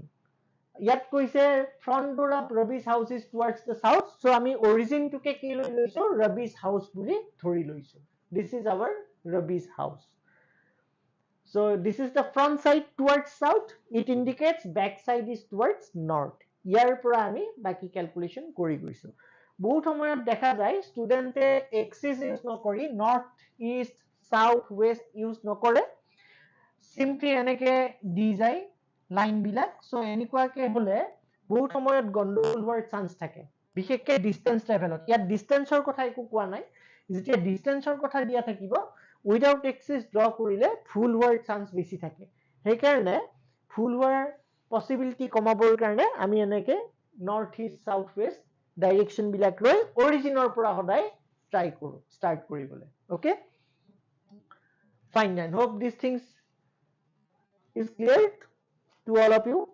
then we go to some other type of question all are based on observations in a certain coding language this means meaning of this statement is delicious juicy fruit meaning of this statement is beautiful white lily and meaning of this statement is lily and fruit which of the following stands for and in that language এতিয়া and or meaning to a unknown language to কি হ'ব আমাক সেইটোৱে বিচাৰিছে so এনেকুৱা ধৰণৰ কোৱেশ্চনত আমি কি কৰো যে similar words unknown language কি আছে আৰু ইংলিশ ল্যাঙ্গুৱেজটো যেটো ইংলিশত দিয়া আছে similar language কি আছে তাৰ ওপৰত বেস কৰি আমি unknown word meaning to পাব পাৰো ইয়াত এতিয়া আমাক বিচাৰিছে যে n বুজোৱা word to কি এই unknown যেটো আমাক ল্যাঙ্গুৱেজ দিয়া আছে এই unknown language to n কোনটো word এ বুজাইছে সো প্ৰথমতে আমি কি চাম যে n word to কোনটো স্টেটমেন্টত আছে ইয়াত দিয়া আছে delicious juicy fruit ইয়াত end নাই ইয়াত দিয়া আছে beautiful white lily ইয়াতেও end নাই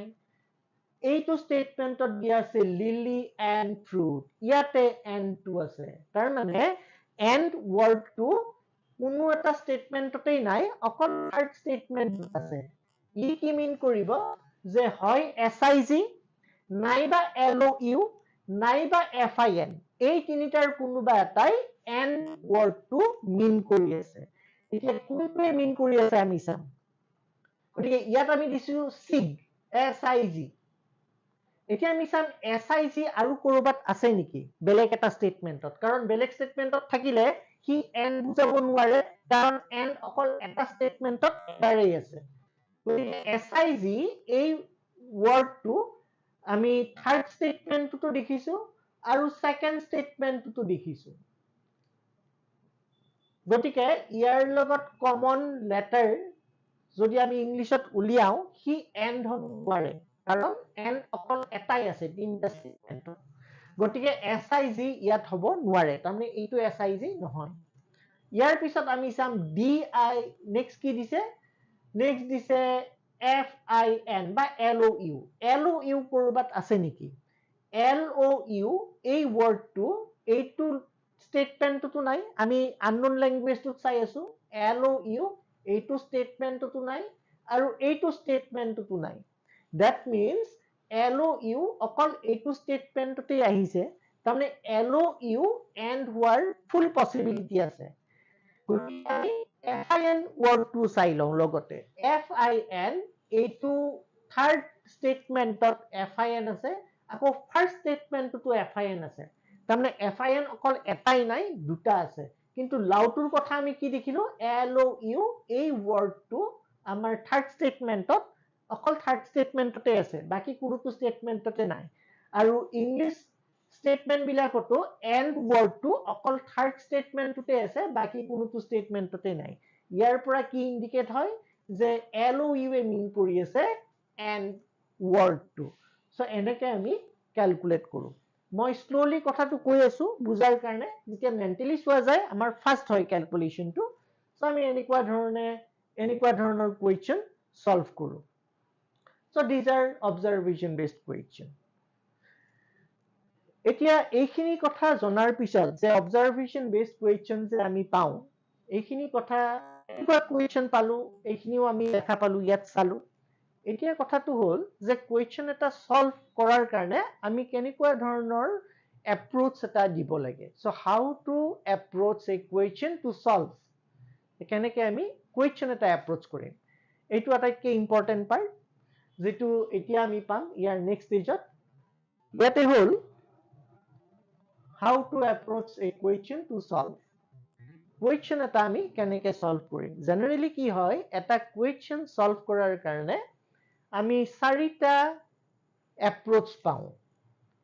hei sarita approach kenikwa eta hol theoretical approach ot ki hoy question to pori bujilar pisot after reading and understanding the question ami sabo lagil যে এই কোৱেশ্চনটো solve কৰাৰ কাৰণে কিবা ৰেডিমেড ফৰ্মুলা আছে নেকি formula মানে যিখিনি আমি পাই আহিছো আগত কালি আমি ডিসকাস কৰিছো মানে নেক্সট আগৰ ক্লাছত যে যিখিনি আমি আগত পাই আহিছো সেইখিনি আমি এপ্লাই কৰিম কিন্তু টেকনিকফুলি এপ্লাই কৰিম টেকনিক ইউজ কৰিম গতিকে আমি কিবা ফৰ্মুলা তেনেকুৱা পাইছো নেকি আগতে কোৱেশ্চনটো সলভ কৰাৰ কাৰণে যদি তেনেকুৱা কোৱেশ্চন আমি তেনেকুৱা ফৰ্মুলা আমি পাইছো সেই ফৰ্মুলাটো এপ্লাই কৰি কোৱেশ্চনটো সলভ কৰিম হেতু কোৱা হয় থিওৰিটিক্যাল এপ্ৰোচ বুলি যদি আমি কোৱেশ্চন টু থিওৰিটিক্যাল এপ্ৰোচ ইউজ কৰি সলভ কৰিব নোৱাৰো তেন্তে কি কৰিম আমাৰ পৰীক্ষাৰ সময়ত ফৰ্মুলা এটা মনত নপৰিবও পাৰে বা ফৰ্মুলা এটা নাজানিবও পাৰো হয়তো পঢ়া নাই বা পোৱা নাই গতিকে নাজানিবও পাৰো ডাঙৰ কথা নহয় গতিকে সববিলাক কোৱেশ্চন যে থিওৰিটিক্যাল এপ্ৰোচ বা ফৰ্মুলা এপ্লাই কৰি সলভ কৰিম হেতুৰো কোনো কথা নাই কম্পিটিটিভ এক্সামত মেইনলি কোৱান্টছ এণ্ড ৰিজনিংত নেক্সট যদি কোৱেশ্চন এটা আমি formula napao solve koribor karne ba solve koribo nuaro using formula then what we do we use the options to solve the question okonman agote ami eta question korisilu bees and flowers or uporot gotike ami tenikwa dhorone option apply kori sam je kuntu option e question or atai eta condition satisfy korise the option which satisfies all the conditions given in a question becomes the correct option গতিকে আমি use of option মেথডটো বা এপ্ৰোচটো question এটা solve কৰাৰ সময়ত লব পাৰো আৰু এইটো দিয়াও থাকে এই কাৰণে কোৱেশ্চন অপশন কিহৰ কাৰণে দিয়া থাকে যাতে আমি অপশন এপ্লাই কৰিও কুৱেশ্যনটো সলভ কৰিব পাৰো কাৰণ এপ্টিটিউড এটা স্কিল হয় গতিকে স্কিলটো নিজে ডেভেলপ কৰিব লাগিব যে মই অপশনৰ পৰা গৈ এনসাৰটো পালো বা কুৱেশ্যনটো স্যাটিসফাই কৰা কন্ডিশনটো পালো অপশনৰ পৰা তাৰমানে এইটো এটা স্কিল হৈ গল that means this is a technique of solving aptitude এই কাৰণে use of options another approach for solving questions এতিয়া আমি এটা অৰ্ডাৰত যাম যদি আমি সদায় প্ৰথমতে ফাৰ্ষ্টটোৰ পৰা স্টাৰ্ট কৰিম যে থিওৰিটিক্যাল এপ্ৰোচ দিম প্ৰথমতে যে আমি কিবা ফৰ্মুলা বা ৰেডিমেড স্ট্ৰাকচাৰ জানো নেকি কুৱেশ্যনটো সলভ কৰাৰ কাৰণে যদি নোৱাৰো বা পাহৰিছো then we go for use of options কেতিয়াবা এনেকুৱা হ'ব পাৰে ইউজ অফ অপশন কৰিলে আমি এনসাৰটো উলাব নোৱাৰিবও পাৰো বা ইউজ অফ অপশনত খুব দীঘল হয় ক্যালকুলেশন এনেকুৱা হ'ব পাৰে মেন্টালি যেটো আমি কৰিব নোৱাৰো তেতিয়া আমি কি কৰিম এটা থাৰ্ড এপ্ৰোচ আছে সেইটো হৈছে ইউজ অফ লজিক আমি কিছুমান যুক্তি এপ্লাই কৰিম কুৱেশ্যনটো সলভ কৰাৰ কাৰণে লজিক বিলাক কেনেকুৱা হয় লজিক বেলেগ একো নহয় আমি যি এজিউম কৰো সাপোজিশনটো হৈ গল লজিক দিস ইজ নাথিং বাট সাপোজিশন এইটো বেলেগ একো বুলি ধৰিব নালাগে এইটো এটা সাপোজিশন আমি কুৱেশ্যন এটা পঢ়ি আমি এটা গেছ কৰি লও যে এনেকুৱা ধৰণৰ হ'ব পাৰে এনেকুৱা হলে কি হ'ব সো এই সাপোজিশনটোৱে হৈ গল লজিক লজিকত এটা ডাঙৰ এডভান্টেজ থাকে আমি যেতিয়া লজিক এপ্লাই কৰো যে লজিকটো আমি কুৱেশ্যনটো এপ্লাই কৰিব পাৰো আৰু লজিক আমি অপশনটো এপ্লাই কৰিব পাৰো এনেকুৱা ধৰণৰ হয় যে কোনোবা এটা কুৱেশ্যনত সাপোজ অপশন ডি টো কাৰেক্ট অপশন কিন্তু আমি নাজানো কোনটো অপশন কাৰেক্ট গতিকে লজিক এপ্লাই কৰি আমি অপশন এ টো কাৰেক্ট অপশন বুলি ধৰি লব পাৰো এ টো কাৰেক্ট অপশন বুলি ধৰি লৈ যেতিয়া কুৱেশ্যনৰ কন্ডিশন বিলাক পুট কৰিম অবভিয়াসলি স্যাটিসফাই নকৰিব কাৰণ ডি টোহে কাৰেক্ট অপশন এতিয়া আমি লজিক মতে যেটো ৰিজাল্ট পালো আৰু কুৱেশ্যনৰ মতে যেটো ৰিজাল্ট হ'ব লাগে তাক কম্পেয়াৰ কৰি আমি এক্সুৱেল এনসাৰটোলৈকে যাব পাৰো আমি তেনেকুৱা কুৱেশ্যন কৰিম হেতু কুৱেশ্যন মেন্টাল হয় গোটেই প্ৰসেসটো আৰু ভেৰি মাচ টাইম সেভিং প্ৰসেস হয় সো এইটো এটা হল আমাৰ third approach use of logic so simply আমি এনেকে মনত ৰাখিলে হল যে আমাৰ যদি মাইন্ডত কুৱেশ্যন এটা সলভ কৰাৰ সময়ত ইফ টু মাইন্ডত আহে ইফ যদি এনেকুৱা হয় বা যদি এনেকুৱা হয় if word যেতিয়া আমাৰ মাইন্ডত আহিব ই মিন কৰিব ইউজ অফ লজিক আমি পাম অকণমান পিছত এইটো হল ইউজ অফ লজিক নেক্সট যদি মই এই তিনিটা এপ্ৰোচ দি কুৱেশ্যন এটা সলভ কৰাত প্ৰবলেম পাইছো তেন্তে মই কোত যাব লাগিব এই লাস্ট এপ্ৰোচটো যেটো হল সিম্পলিফিকেশন মানে আমি স্কুলত যেনেকে সলভ কৰি আহিছিলো কুৱেশ্যন এক্স ওয়াই জেড ধৰি স্কুলত ম্যাক্সিমাম কুৱেশ্যন এক্স ওয়াই ধৰিয়ে কৰিছিলো তো আমি যেতিয়া সিম্পলিফিকেশনত algebra ইউজ কৰি সলভ কৰিবলৈ যাম খালি এই লাস্ট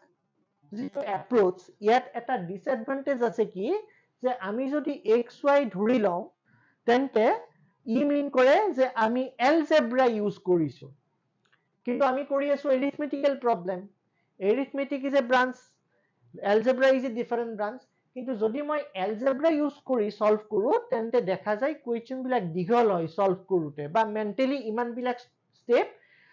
আটাইৰে কাৰণে মনত ৰখাত সুবিধা নহবও পাৰে কাৰণ বহুত ষ্টুডেন্টৰ কি হয় মেট্ৰিকৰ পিছত সাবজেক্ট বিলাক চেঞ্জ হৈ যায় মেথছৰ লগত বহুত দিন টাচ নাথাকে গতিকে তেনেকুৱা ক্ষেত্ৰত কি হয় যে মেন্টাল ক্যালকুলেশন বিশেষকৈ এলজেব্ৰা হুমাই গলে এক্স ওয়াই জেড আহিলে স্টেপ বিলাক মেন্টালি মনত ৰখাটো সম্ভৱপৰ নহয় গতিকে এই যেটো ফোৰ্থ এপ্ৰোচ এই এপ্ৰোচটো অকনমান টাইম কনজিউমিং প্ৰসেস হয় গতিকে পৰাপক্ষত আমি ফোৰ্থ এপ্ৰোচটো আমি নাযাওঁ XYZ ধৰা মানে এইটো বুজাই আমাক এলজেব্ৰা আহাৰ লগে লগে ক্যালকুলেশন আহি গল ইকুৱেশন ফৰ্ম হ'ব সলভ কৰিব লাগিল সো ই এটা দীঘল প্ৰসেস হৈ যায় সো আমি পৰাপক্ষত সিম্পলিফিকেশন মেথডটোত যাব নালাগে আমি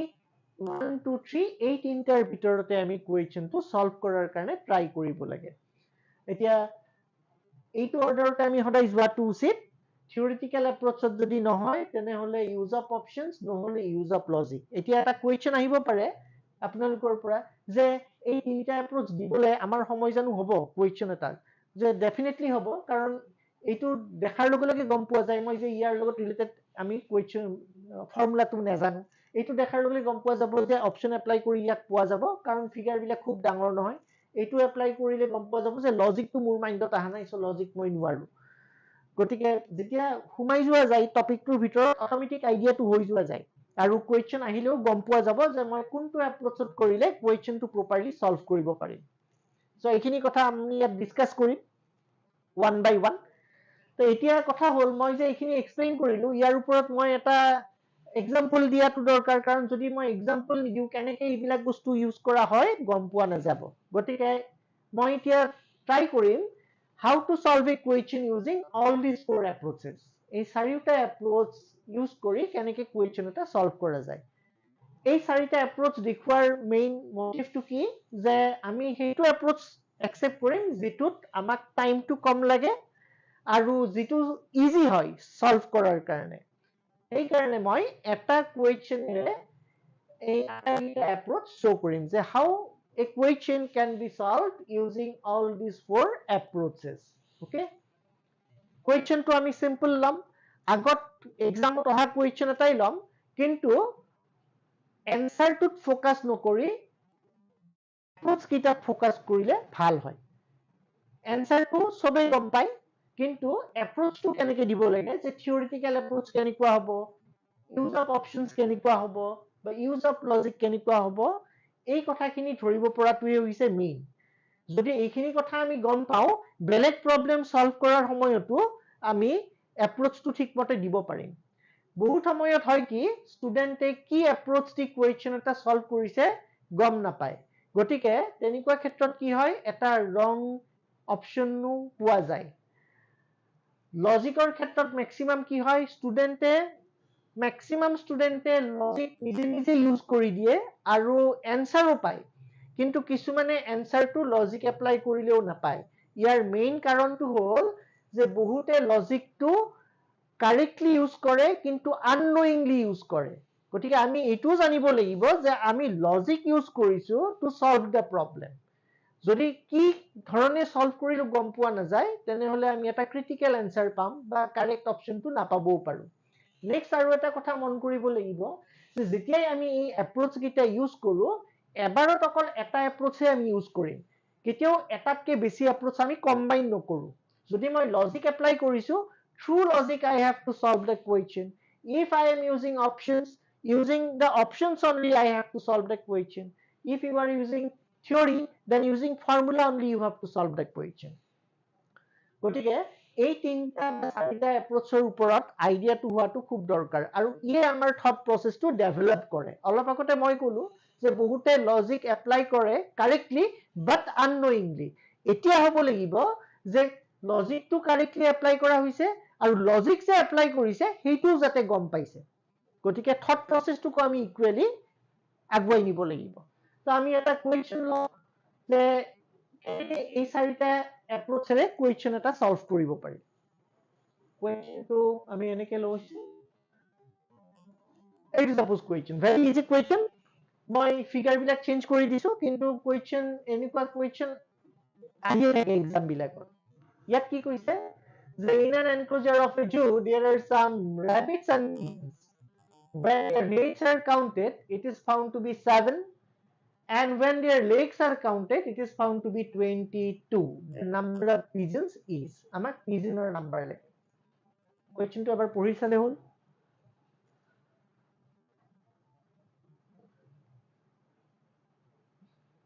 এনসাৰটোত ফোকাস কৰিব নালাগে মই এনেও নাম্বাৰ বিলাক সৰু সৰু দিছো সো এনসাৰ এনেও ওলাব মেইন স্ট্ৰেসটো দিব লাগে যে বেলেগ বেলেগ এপ্ৰোচেৰে কুৱেশ্যনটো সলভ কৰা হৈছে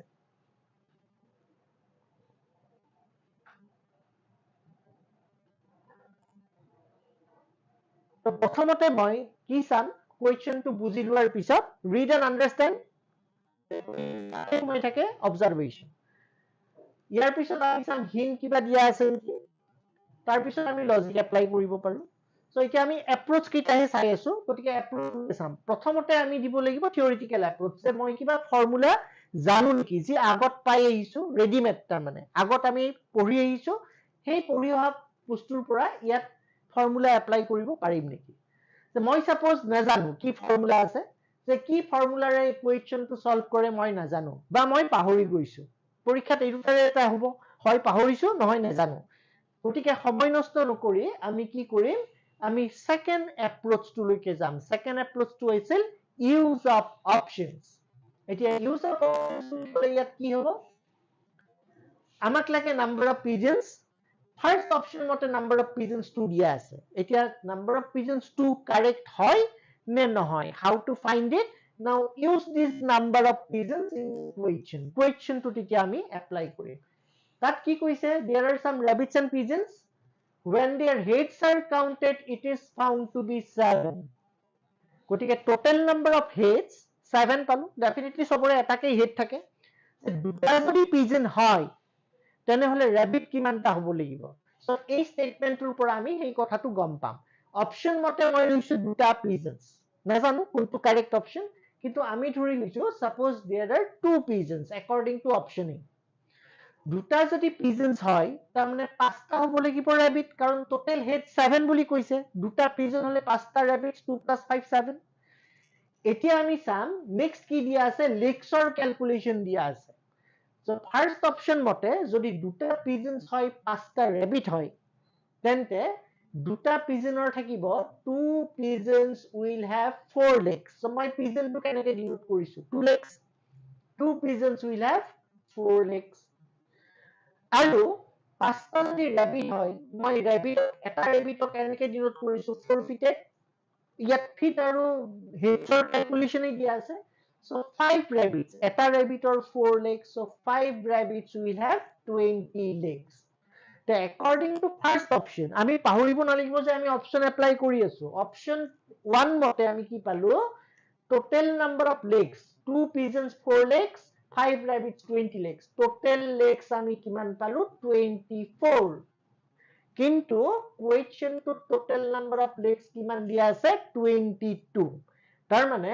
মই যেতিয়া according to first option number of pigeons 2 লম তেতিয়া total number of legs 24 হৈ গল কিন্তু questionত দিয়া আছে 22 ই কি mean কৰে that means this option cannot be the correct option আমি কি জানো the option which satisfies all the conditions given in a question that will be the correct option আমি অপচন এপ্লাই কৰি আছো টু অপচন টু মতে নাপাম এতিয়া চোৱা যাও এইখিনি কৰোতে আমাৰ কিমান সময় লাগে মই বুজাই আছো কাৰণে লিখি দিছো মেন্টালি যেতিয়া চিন্তা কৰিম দুটা পিজনৰ 4খন লেগ পাঁচটা ৰেবিটৰ 20খন leg total leg 24 not satisfying the question so this is not the correct option অকল এইখিনি ক্যালকুলেশন মাইন্ডত আমি কৰিলে হ'ল বেছি আমি কৰাৰ দৰকাৰ নাই so এইটো হৈ গল আমাৰ first option is not correct এইখিনিয়ে যদি মই সেকেন্ড অপশনত কৰো এতিয়া মই সেকেন্ড অপশনটো ইয়াত নিলিখো মেন্টালি কৰিম সেকেন্ড অপশন মতে কি হৈ গল যদি তিনটা পিজনস হয় টোটাল হেডস আছিল 7 তাৰে ভিতৰত তিনটা পিজনস তাৰ মানে র‍্যাবিট কিমানটা হৈ গল 4 so according to option B if we assume that there are 3 pigeons that means remaining 4 will be rabbit now you calculate their legs 3 pigeons will have 3 into 2 6 legs per pigeon 2 legs and 4 rabbits will have 16 legs per rabbit 4 legs 4 into 4 16 এতিয়া 16 legs plus 6 legs total কিমান legs হৈ গল 22 legs satisfying the condition hence it is the result sorry this is the result এইখিনি খালি calculation ইয়াতকে বেশি calculation আমাৰ নাই তো এইটো হৈ গল আমাৰ ইউজ অফ অপশনস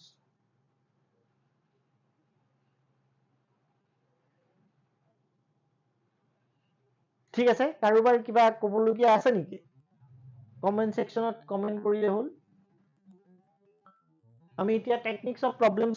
গৈ আছো তাৰে ভিতৰতে পৰিছে এই এপ্ৰোচ পিৰিয়ড তো ইয়াত মই কি কৰিলো according to second option মই লিখিও দিছো এবাৰ number of pigeons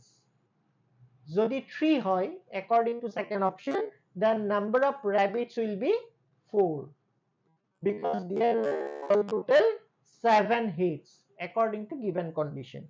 এতিয়া আমি second condition to satisfy কৰাৰ কাৰণে legs চাব লাগে so 3 pigeons will have 6 legs per pigeon 2 legs and 4 rabbits will have 16 legs per rabbit 4 legs total number of legs is found to be 22 satisfied hence the result এইখিনি আমি mentally কৰি থাকিব পাৰো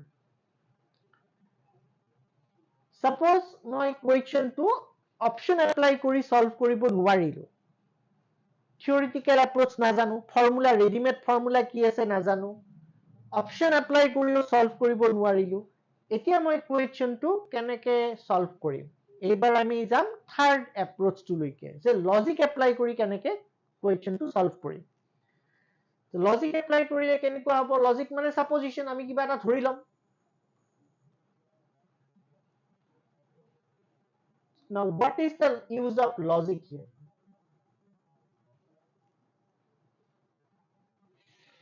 Use of logic. How to solve the question using logic? Logic means supposition. So we have to assume something. So মই কি assume কৰিম? Suppose মোৰ mindত এনেকুৱা এটা কথা যে all are pigeons বা all are rabbits. যদি আটাইবিলাক মই পিজনছ বুলি ধৰো বা আটাইবিলাক যদি মই ৰেবিটছ বুলি ধৰো তেন্তে মই কিবা ক্যালকুলেশনৰ পৰা পাম নেকি গতিকে মই সাপোজ ললো লজিকটো এনেকে যে all are pigeons all are pigeons all are rabbits বুলিও ধৰিব পাৰি মই এনেকে ললো লজিকটো all are pigeons if all of them are pigeons তেন্তে total number of pigeons কিমানটা থাকিব 7 because there are 7 heads গতিকে 7 যদি pigeon হয় 7 pigeonsৰ কিমান legs থাকিব so total number of pigeons হৈ গল 7 গতিকে 7 pigeons will have how many legs 14 legs but we are given that the number of legs is 22 তাৰ মানে ইয়াত কিবা এটা error আছে errorটো কোনখিনিত হৈ আছে আমি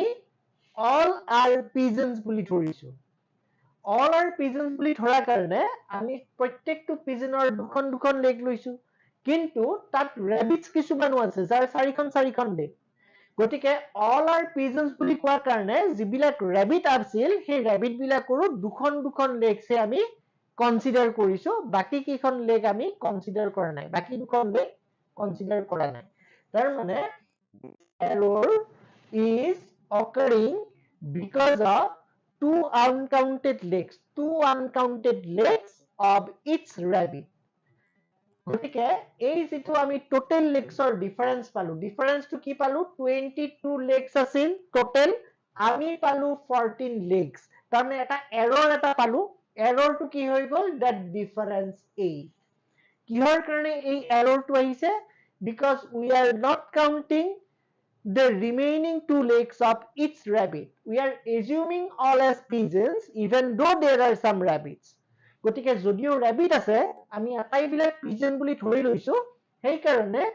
rabbit বিলাকৰ দুখন দুখন leg আমি কনসিডাৰ কৰা নাই অকল দুখন লেগছে আমি কনসিডাৰ কৰিছো সো এই ডিফাৰেন্সটো এই কাউন্ট নকৰা লেগছ দুখনৰ কাৰণে এৰাইজ হৈছে গতিকে এই ডিফাৰেন্সটোক যদি মই 2 ৰে ডিভাইড কৰি দিও two uncounted legs তেতিয়া যেটো ৰিজাল্ট পাম এই ৰিজাল্টটোৱে আমাক দিব number of more-footed animal ইয়াত more-footed কি হৈ আছে rabbit হৈ আছে so number of rabbits in this case is 4 এবাৰ যদি মই more-footed animal পাই যাও total numberৰ পৰা more-footed animal subtract কৰিলে less-footed animal পাম গতিকে there are 7 heads means 7 rabbits and pigeons total and out of them 4 are rabbits if out of 7 heads of pigeon and rabbits 4 heads are of rabbits that means remaining 3 legs will be of pigeons so এইটো হল আমাৰ logical approach all are supposed to be pigeon আমি pigeon বুলি ধৰিলো 7 pigeonৰ 14 legs থাকিব কিন্তু দিয়া আছে 22 legs তাৰমানে আমি এটা error পালো এই errorটো কিহৰ কাৰণে আহিছে আমি গম পাব লাগিব rabbit আৰু pigeon দুটা আছিল two types of creatures এতিয়া তাৰ ভিতৰত আমি all are pigeons বুলি ধৰিছো তাৰমানে rabbit বিলাকৰ দুখন দুখন leg আমি কনসিডাৰ কৰিছো বাকি দুখন leg আমি কনসিডাৰ কৰা নাই এই যে বাকি দুখন leg per rabbits আমি কনসিডাৰ কৰা নাই সেই কাৰণে যেটো আমি ডিফাৰেন্স পালো এৰৰ যেটো পালো তাক divided by 2 মানে uncounted legs of rabbits যেতিয়া আমি কৰিম uncounted legs per rabbit তেতিয়া আমি যেটো ৰিজাল্ট পাম ই আমাক দিব number of more-footed animals এবাৰ number of more fitted animals পোৱাৰ পিছত টোটেল নাম্বাৰৰ পৰা সাবট্ৰেক্ট কৰিলে মোৰ ফিটেড এনিমেল সাবট্ৰেক্ট কৰিলে আমি number of less fitted animal পাম less fitted animal in this case is what pigeons এইটোৱে হ'ল তাৰ ক্যালকুলেশন আনকাউন্টেড লেগস বুলি কোৱাৰ লগে লগে কিছুমানৰ ডাউট এটা আহিব পাৰে মই আনকাউন্টেড লেগস কেনেকুৱা হ'ল দেখাই দিছো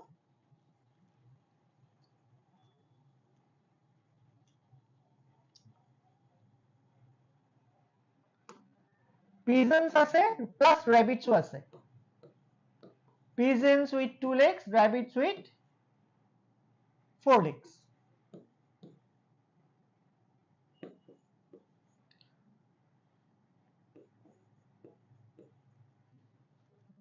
all are pigeons বুলি যেতিয়া কব তাৰ মানে মই ইয়াত দুখন legs লম all are pigeons we have assumed that all are pigeons তাৰ মানে মই দুখন leg লৈছো কিন্তু per rabbits প্ৰত্যেকটো rabbitৰ দুখন leg বাদ পৰি গল সেই কাৰণে আমি আটাইবিলাক pigeon তাৰ মানে 7 pigeonsৰ total কিমান legs পালো 14 legs পাই গলো কিন্তু total number of legs আমাক দিয়া আছিল 22 so difference টো হৈ গল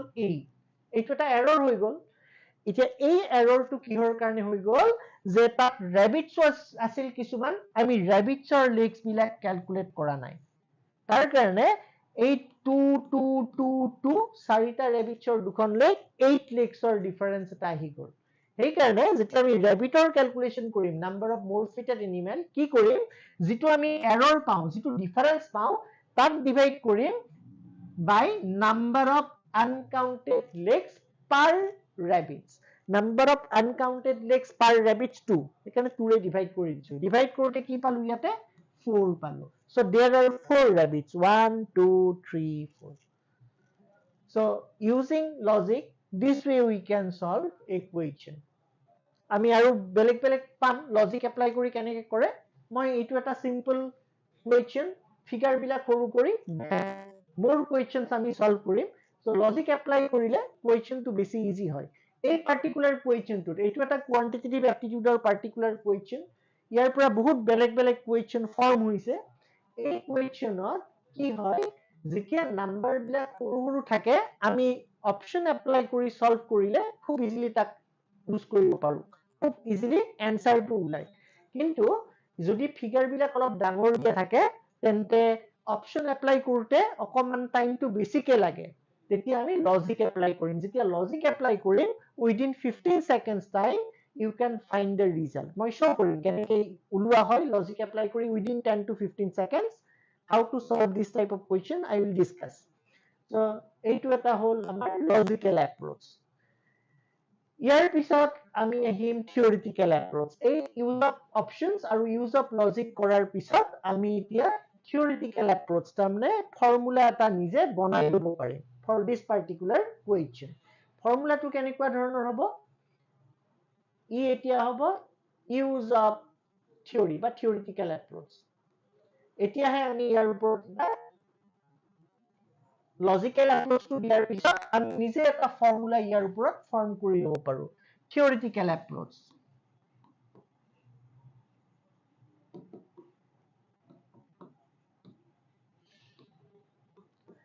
এতিয়া ফৰ্মুলাটো কেনেকুৱা ধৰণৰ হ'ব r ডিনোট কৰিছে নাম্বাৰ অফ rabbits ই কেনেকৈ পাম আমি ইয়াৰ ৰিজাল্টটো হ'ব টোটেল নাম্বাৰ অফ legs মই টোটেল নাম্বাৰ অফ legs টো টোটেল legs বুলি লিখি দিছো স্পেস কম আছে minus 2 into total number of heads divided by difference in individual legs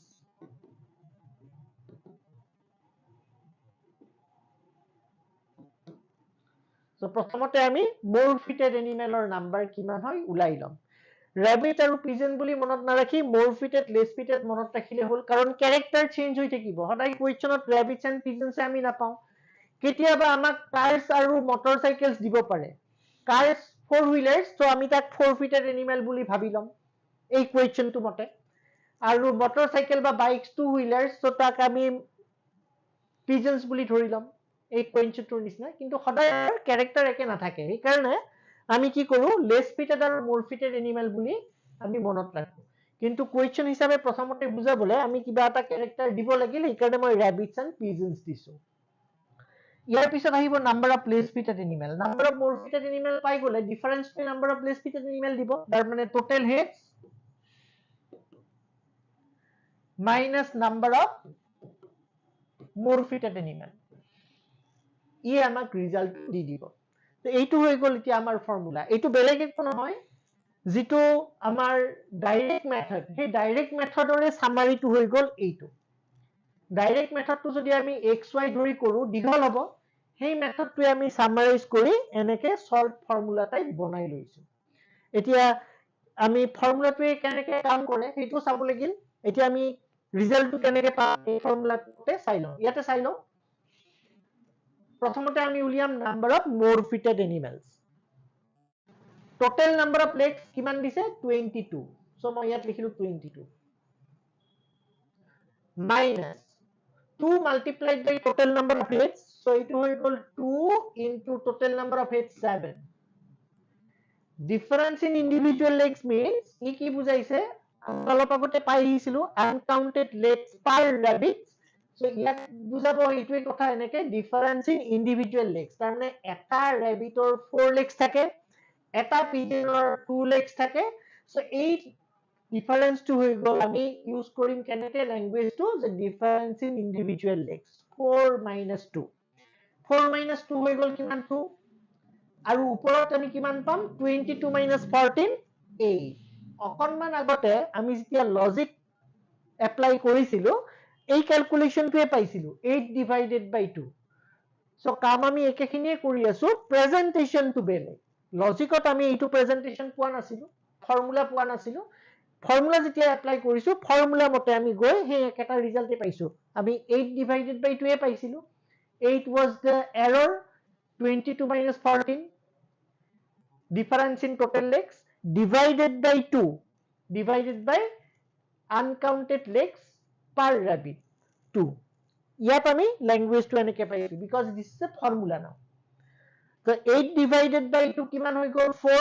that means number of rabbits or more fitted animal is 4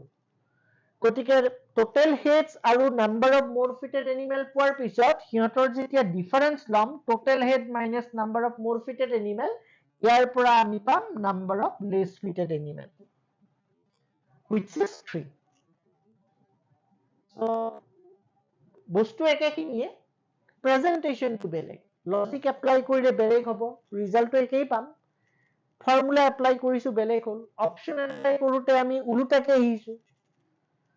so এনেকুৱা ধৰণে আমি problem solve কৰিব পাৰো ইয়াৰ পিছত আৰু এটা এপ্ৰোচ থাকিল লাষ্ট এপ্ৰোচটো যেটো সিম্পলিফিকেশন মই কৈছিলো time consuming so still we have to know this also so how did you solve this type of problems in school level that is simplification method so स्कूलत আমি কেনেকে সলভ কৰিছিলো ऐसा question school में कैसे solve किया करते थे हम लोग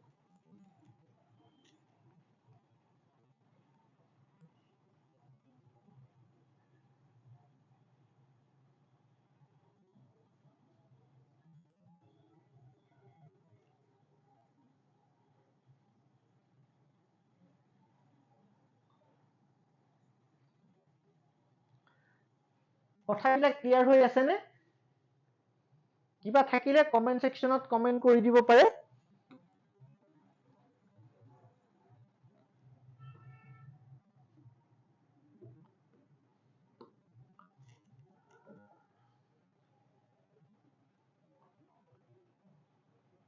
then theoretical approach is done finally simplification method approach simplification approach আমি কেনেকে স্কুল লেভেলত কেনেকে সলভ কৰিছিলো স্কুলত কি কৰো আমি let number of rabbits equal to x number of pigeons equal to y x y ধৰি কৰো এতিয়া rabbits and pigeons একেলগে হিহঁতৰ কিমান নাম্বাৰ পাম 7 because total number of heads 7, সবৰে এটা এটাই থাকে মোৰ. So according to given condition, rabbits plus pigeons total they are 7 in number. এইটো হৈ গ'ল এটা equation. 7 heads of rabbits plus heads of pigeon, total 7 heads. Now we go for number of legs. One rabbit has 4 legs. One rabbit has 4 legs. So x number of rabbits will have 4x legs. Similarly, one pigeon has 2 legs. So y number of pigeons will have twice y legs. If I find total number of legs, it will be 4x plus twice y, total number of legs. This is given as 22. Now 2 is common factor.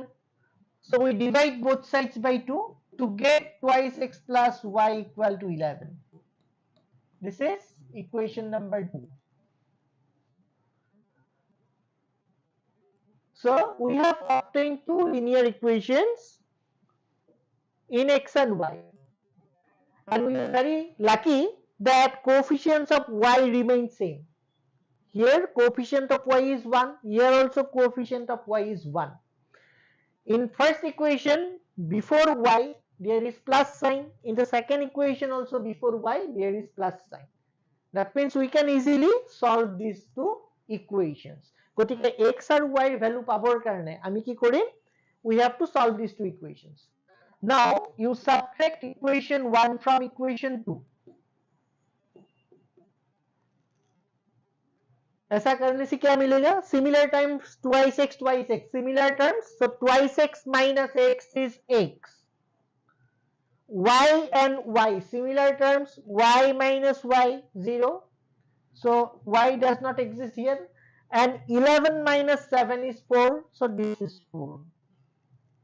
So what comes out? X. What is x? Number of rabbits. That means number of rabbits is x. Now use this value of x in any one of these two equations, then we get the value of the other variable. Now put x equal to 4 in 1. Therefore 1 implies 1 is simple in form, so I am putting in 1. If you want, you can put in 2 also. So putting in 1, what we get? X now it is 4 plus y is equal to 7. Therefore y equal to 7 minus 4. That means 3. এই 7 minus 4 calculation to আমি লজিকতো পাইছিলো আৰু থিওৰিটিকেল এপ্ৰোচতো পাইছিলো. এই লং মেথডত আমি গৈ 7 minus 4 টো পাইছো y ৰ ভ্যালু, যেটো আমি অকনমান আগতে লজিকেল এপ্ৰোচতো 7 minus 4 পাইছিলো to find total number of less fitted animal, আৰু থিওৰিটিকেল এপ্ৰোচতো আমি পাইছিলো 7 minus 4. So এই গোটেই পাৰ্টটোৰে সামাৰিটো আমি ফৰ্মুলা হিচাপে এপ্লাই কৰিছো. তো ইয়াত আমি দেখো যেতিয়া সিম্পলিফিকেশন মেথড ইউজ কৰো, তাৰ মানে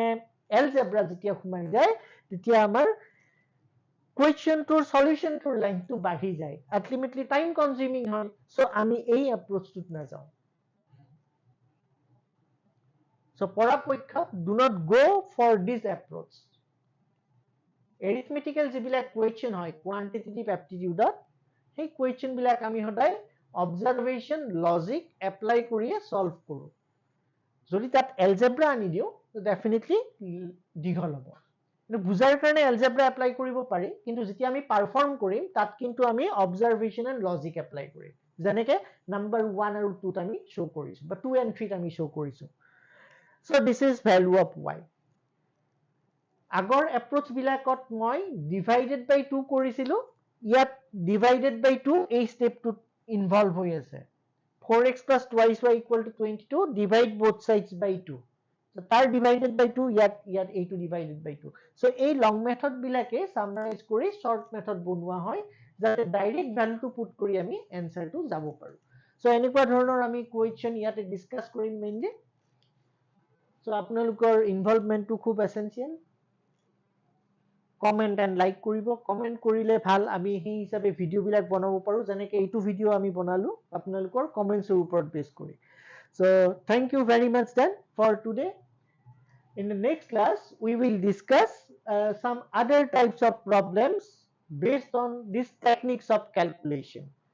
So till then, thank you very much and see you in the next class. Thank you. Bye